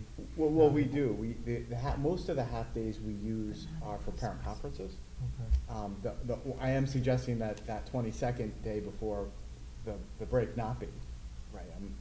That wouldn't be a parent conference time, that would be a, go to parent No. vacation. And I can tell you, on that Send that day, memo people out. they've got their bags packed, ready to go at noontime. As soon as that last bus goes, everybody's out the door. Yeah. The only other reason for early releases are the parent conferences, Yeah. except for the last day of school, and then what I'm suggesting the day before the winter break. As far as, a discussion about whether the delayed openings, early dismissals, or full days of additional PD, all of those have pros and cons. Yeah. I mean, they all have pros and cons, but we would need something, right? Because, You do. we have so much PD to do. Yeah. Like, I'll just give you an example. We're this year, in the spring, we're gonna be very busy training all of our teachers in a brand-new student information system. If we didn't have those 2-hour delayed openings, I don't know how we would do that. Yeah. It's, But I would venture to say, I mean, and this is a guess, but I'm guessing this is accurate, that most districts handle professional development in this way. It's not, Yeah. it's They not an do. extension of their contract to provide additional pay for additional hours. It's either a delayed opening, an early release. For sure. or Middletown days does an off. early release. Middletown is early release. We just started this 1:15. like 3-4 years ago. Well, you started it when two things happened. One, the law changed, and we moved law from the changed. collection of That's correct. CEUs to districts being required to provide, Eric, correct me if I'm wrong, 18 hours of professional development time. So we have to have that. We're required to provide that to teachers. And it's the right thing to do for our teachers and for our students. Right. Let's keep in mind that everybody benefits Yeah. from this. For I- sure. I'm not saying that, take it away, that's not my Yeah, point. yeah. It's, I mean, I'm more concerned about us getting more time with the students. Sure. Right, there's always that, correct. And then I would also suggest that, so that likely those came about in Portland, I'm guessing. Because most districts in the state did do this. When we moved from the collection of CEUs to We district did. required 18 That's hours, correct. that's TC one. Upton does. And then I'm willing to bet, and Kate Lawson's on, maybe she can correct us, that it was probably a year that the high school had to do a self-study report as part of the accreditation. At the 5-year Mm. Right, accreditation which mark. is also coming up. Yes, So coming up the 10-year. that accreditation time period, teachers are working in self-study groups, Yeah. doing a pretty intensive deep Mhm. dive and need that time to gather the data, And, reflect on and it. the other thing is, we do horizontal and vertical, and so the PD days, a lot of times, this way we can get the high school and the elementary school math teachers together to talk about what they're doing K-12, pre-K-12. Otherwise, it's very isolated. And so this also, and secretaries and paras were also involved in PD because we're training people in a Not lot of against different new PD, you're systems. just bringing up the. Yeah, no. sure, and it's Right, fair. morning thing. It's And the fair, 2 Dave. hours in the morning is a little bit easier than trying to run home in the middle of the day to get your kids off the bus and take them to grandma's or whatever. So I think it was easier to do it in the morning. Afternoons are crazy. Eric, did you? I just want to add, not as a point of reputation, but instructional minutes is a consideration within our schedule, and the state does have requirements for instructional minutes that we exceed. So Right. in terms of, while these disruptive elements are in our school calendar, we're still meeting instructional minutes threshold. Thank you for that. There is instructional minutes versus days? It's days, Yeah. 180 days. Yes, days. So if we have a half a day, it counts as a full day. So we're really cutting 4 hours, we're cutting time out of their schooling. Let's be honest. Middletown right now is going to school from 8:40 in the morning until 3:40 in the afternoon at the K-5 schools. The kids are coming out of school at 3:40. And I don't know if it's a bus issue or whatever, but they added extra time into the days in Middletown. So, This year, for the first time? I don't know if it's the Oh, first reading time, about but I'm getting Kids Corner kids at 3:40. Really? Yeah. By the time they get down to me, it's like 10:04. Is that a busing issue? They were combining buses Yeah. today, but, so it could be busing, it could be. Well, But in any event, this is a first read on this calendar. I'm going to suggest we all sit with this a little bit and bring, if we have further questions or concerns, that we can bring those to Charles between now and our first meeting in January and be prepared to pass the calendar in January. Does that sound like a good plan to everybody? I have one question. though, if Sure. So just, I'm sorry for being thick on this. So the only difference between the two calendars presented today for 23-24 is the half-day in December. on 22nd of December. Other than that, okay. Okay. Tricia, maybe we could pull down the version, so there were two versions. Maybe you just pull down the first version that we're not looking at anymore and just have the updated one, if you're able to. Yeah, and maybe we'll just email out the one that we're actually looking at, which is the start on Wednesday and half Right. day on the 22nd. Yeah. Does that sound like? I think, just to say what you were saying before, I seem to remember, I think more parents prefer the slower start to the school. They do. And as a parent myself, I think I remember that too. As a It's teacher. the leaning in to the. And the flip side of that is Gradual. our practice is that an early dismissal day in our district, we dismiss at noon. So if we were doing early dismissals, unless we were to change the time on that, we're talking about a 3-hour window Right, versus right, the 2-hour right. delay. Right. Yeah. So that's something to keep in mind too. And it's also, it's something I think that's now part of the culture of Portland. Yeah. People are used to it this way. If we went Right. in a different Well, direction, it would involve And I communicating. would also venture to guess that, the concept of sitting for professional development for an entire day is Yep. different than getting professional Yeah, development in more regular. smaller chunks Think more so, too. regularly. That, you Yeah. know. Yeah. I think that's a really valid point. Okay, well, let's give this some consideration between now and January. We'll revisit it then. If any additional questions come up, please let's direct those to Charles so that we can have a calendar we feel comfortable with by January. All right, thank you. Stephanie, you're up again, fourth quarter transfers. So I just want to take a minute, just because we have 3 new board members that probably don't really know what this is. Because Stacy, you weren't here last December, were you? No. Oh, you were, okay. So. Oh, no, I was. It might Yeah, have been I her was. first Yep. meeting. Yeah. Okay. It might have been my I first think it meeting. was nothing to you then either. Yeah. But now since there's technically 3. So different districts do it different ways. It's been a lengthy discussion that's gone around about how budget transfers work. Portland has a policy or has decided that because our audit is in December, we basically, you can't end your school district year with any negative location balances. So that's where you'll see on here locations, and we're gonna meet, and I can explain more to you what the different accounts and stuff like that are. But a location to us is a school. So 100 is the BOE office, 102 is Valley View, 103 is Brownstone, Gildersleeve Middle School, High School, district level, and student services. At the end of each year, per the policy and the state, you can't have a negative balance in a location. Other districts throughout the year, if they know they're gonna be short in, say, the special education line or the transportation line, they'll do a transfer at a board level within the school year. We don't do that. We just do it at the end of the year, to kind of give ourselves a way to pay all the bills, see where we land, because you don't know. You can make a transfer into one line and then 2 months later have to reverse it out to something else.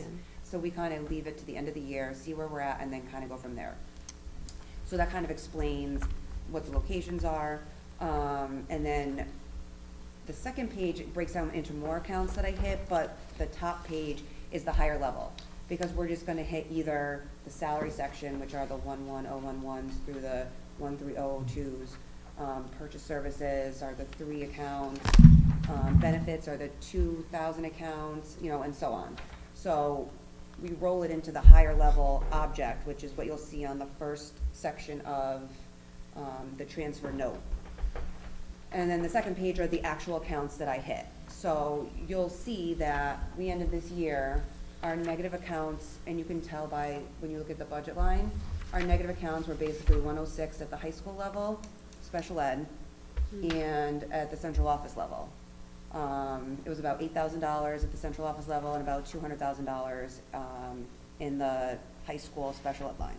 So then I have to take and look at the other accounts where they are positive and kind of just pull from the major categories, because you wouldn't hit small accounts like supplies.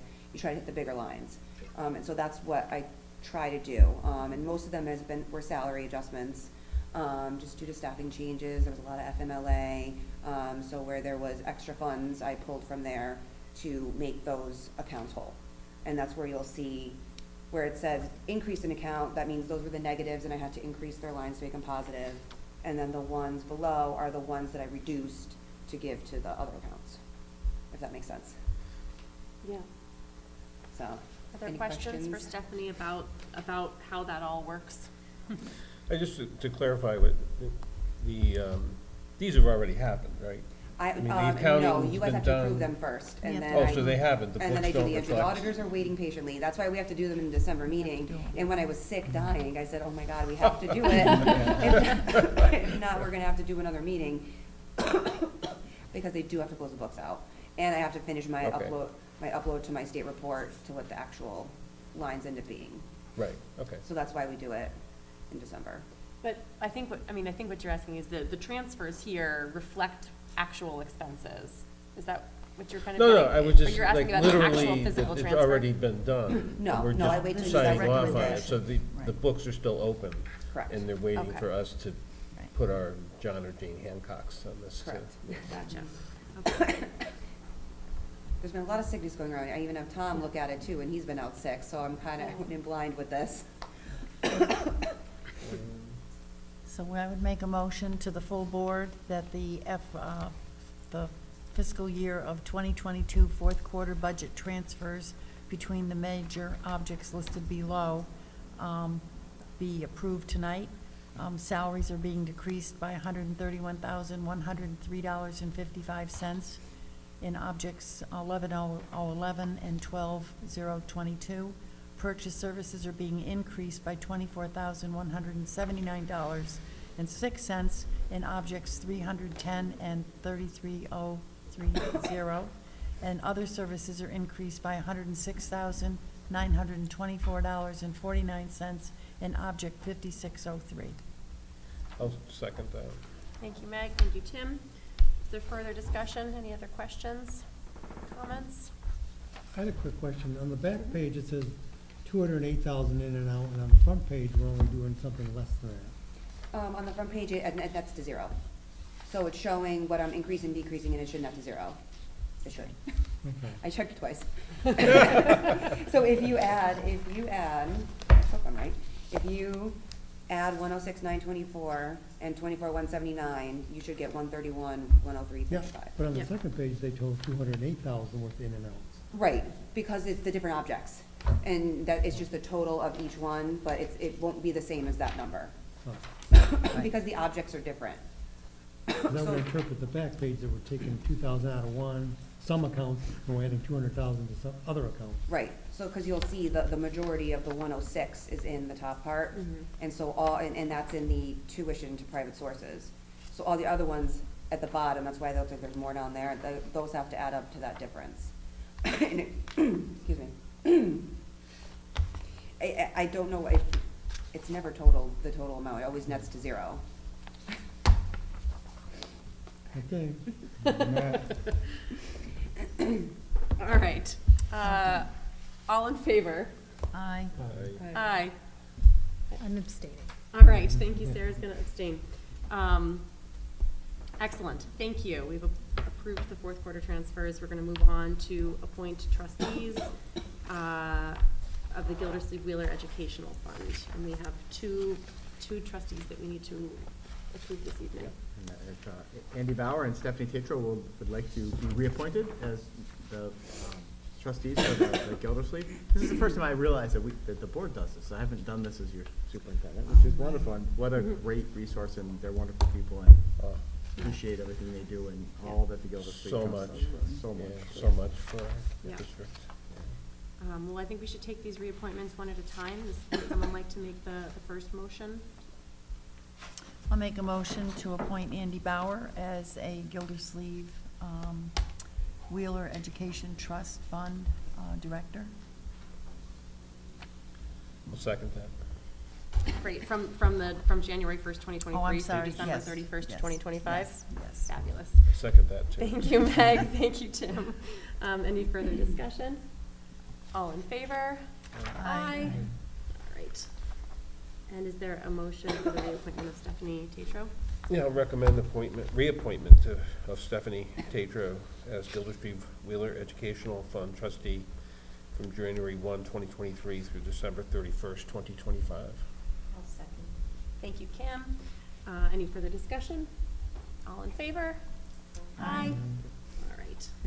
Excellent. Thank you to both of them for their service.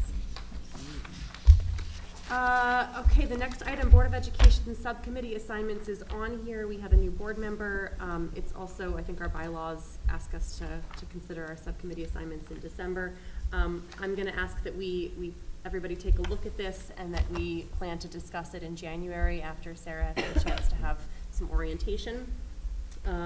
There's also, I just noticed there's some funniness and some typos and some out-of-date information on this one. So, Tricia, maybe you and I can take a look at this document together between now and January and get it cleaned up a little bit. Yeah, there's a couple missing. I saw that you were missing from one, and there's a few things I think we can clean up. Yeah. But are there, does that feel okay to everybody that we'll plan to visit this in January? Okay, excellent. Moving right along to old business. We have a second reading on our old business. We have a second reading on our policy 6163.33. It's a new policy about therapy dogs.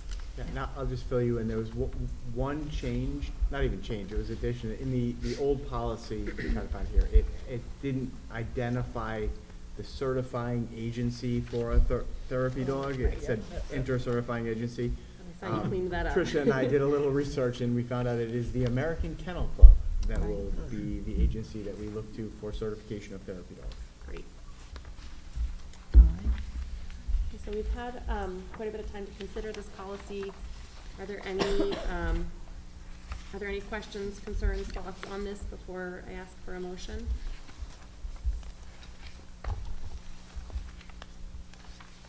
No? All right, is there a motion on this policy? I'll make a motion to accept policy 6163.33, new policy about therapy dogs. I'll second that. Thank you, Meg. Thank you, Tim. Any further discussion? All right, all in favor? Aye. Aye. Any abstentions or objections? Abstaining. Thank you, Sarah. All right, excellent. That is all for old business. We can move along to committee reports. Curriculum is up first, and I believe Stacy and Kim that we have a meeting in 2 weeks' time, I think. Is it the 21st, December 21st? So, and we haven't met since our last board meeting, so I'm sure we'll have something to report on in January. Policy. I think we have a meeting coming up next week at 1 o'clock on the 13th of December. All right. Yeah. Personnel. We have a meeting on Friday, this Friday. Friday, yeah, Friday at 8:30. What the At heck is that 8:30 all about? a.m. and we are discussing some personnel and Halfway staffing through my day. needs related to the upcoming 2023-24 budget. So we'll certainly be having a good conversation there, and the board will be hearing about that conversation in January. Buildings and grounds? Nothing on the books for right now. Tricia, we're gonna need to schedule a Buildings and Grounds Committee. Stephanie, Bob, and I just took a look at the capital improvements, so we wanna review our Okay. request with you. Then we gotta do that All in right. January, so To I'm be- gonna ask Tricia to schedule a To be Buildings and scheduled Grounds sometime in Committee. January? Yep. Okay, all right. All right. Crack? I'll be there next week on Wednesday. All right. Board of Selectmen? As we all know, they didn't approve the HVAC grant. That was the big news for the night, impacting us. However, they did approve a new fire truck and a new senior citizen bus using the rescue money. Funds, yep. All right, Committee on Solidarity. I think they had a meeting tonight, I saw it in the calendar, so I wasn't able to go. Fair enough. Equity and Inclusion Coalition. Eric, they had their meeting, was it last week, the week before, and I was unable to, 2 weeks ago, I was unable to go, so I don't have that update, but he did send out a nice update, your monthly newsletter recently, which had a lot of good information in it. And prior to Lauren's resignation, we had 2 representatives from the Board of Education to the Equity and Inclusion Coalition. So if everyone wants to kind of take that into consideration, if we have anybody else who's interested in serving as the second liaison to our second representative on that coalition, it'd be nice to have 2 board members sitting there. School Facility Study Committee. I'll let Dave talk about that. I wasn't there last night.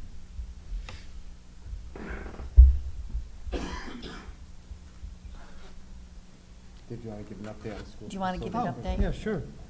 We met last night, actually, and, you know, we're narrowing it down. We got it down to basically 3 routes we wanna go. They all have different dollars associated with them, and it's interesting, we took it one step further recently where they got the financial, I don't know what his name was, involved to talk about how would that bonding look 30 years out. Yeah. And it was kind of interesting to see the numbers, and that's what it's gonna come down to, is, you know, putting these numbers to paper and to getting people to really understand them and accept them, whichever route we go. Yeah, so the gentleman's name is David Eisenthal. He's the town financial planner. He did a nice job for us. He took a look at the, you know, of course, with the numbers are a little bit of a moving target, but I think we are in the ballpark in Mhm. terms of what a lot of these things will cost, none of which is cheap, as we know, from our site lands report and our Gordian reports, many millions of dollars in all of the buildings, and, we have some different ideas about, how that would be spent. So we have one more conversation, set up with the Department of Administrative Services to talk about how we might reduce some of the expenses by not renovating all of Brownstone. Right? I mean, why would we want to spend millions of dollars to renovate a basement? Right? So we have one more conversation about whether we could reduce the square footage.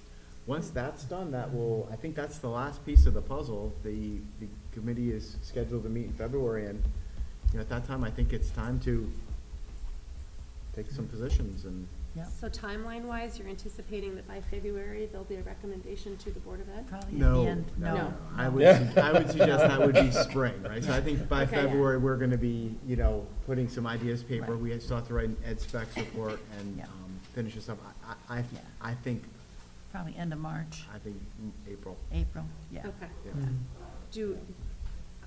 So the original timeline was for the fall, that was extended by the Board of Selectmen to December. Do we need to approach the Board of Selectmen to ask for an additional extension to the spring? The committee took that position last night, and Lou is doing that. Okay, got it. Yes. All right, well, thank you all for your continued work. I know that that's been a lot It's a on your lot. plate, Charles. It's a lot, but it's worth it. It's Yeah, fun. certainly. Learning a lot. And we have no Youth Services Advisory Board liaison at this point, so we'll skip number 6. Audience of citizens. Do we have anybody online who's looking to address the board? No? All right. Board of Education member comment. Let's zip down the line. Kim? I just want to welcome Sarah. Great to have you. Stacy? Ditto. Welcome. Thank you. Welcome. Yeah, welcome.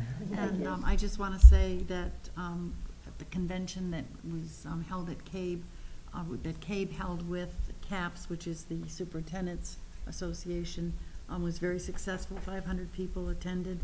We had a presentation by our Gildersleeve School Librarian, Karen Radzowitz, and a representative from SECA, which is the Computer Education Consortium, and also the school librarian, which is CASTLE, the Association of School Librarians, and it was a workshop about book challenges and policies and just what librarians do.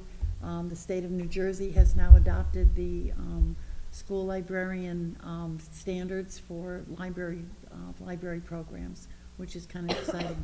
So I thank Karen again, and I'd love to have her make the presentation to the board at some point, because school libraries do improve student achievement, and that's a known fact. So going forward, I want to say thank you to Karen. She did a brilliant job. She really did. She did. It was an excellent You were there, presentation. yep. She Yep, did and as Portland your board, very yeah, proud. Yeah, she did, she did. Yep. And that was a first to be able to have teachers presenting to board members and to superintendents, Yeah, it was very great. which is where the bucks stop or come from. Well, come on over here, Sarah. Thanks. Oh, Did you have any, sorry, did you have any comment? Thank you for the warm welcome, and I look forward to serving with each of you. You're welcome as well. Thank you. Yeah, and I'll say the same. Welcome, Sarah. We're so glad to have you. And I would echo what Meg said. The CAPS convention was just phenomenal. There were so many wonderful presentations, and lots to process kind of coming out of that. It's an amazing opportunity to connect with board members from across the state. So many boards that are experiencing similar challenges, similar successes. There's a lot of knowledge there, so it was a great opportunity. And I look forward to talking with you at some point, Charles, about some of the things that I've got happening in my head. Too. Yeah, absolutely. So, and Sarah, we're going to get you connected with Charles for scheduling some orientation over the next month and getting you some resources from CABE for new board members. We have an excellent online webinar right now about roles and responsibilities of board members, which I think many of us have done at one point or another, and is very, very helpful. So we'll get you squared away with all of those supports. Thank you all for a great meeting. Is there a motion to adjourn? I'll make the motion to adjourn at 9:20. All right, thank you, Meg, thank you, Tim. All in favor? Aye. All right, thanks, everybody. Happy holidays. Thank you. Thank you, oh, you're welcome. Yeah. I haven't, I just love the notebook. Yeah. Do you? I always, Oh, you I know, know, and I think grabbed a I bunch keep of. one on my desk at home all the Oh, they're time. handy. Oh, wow.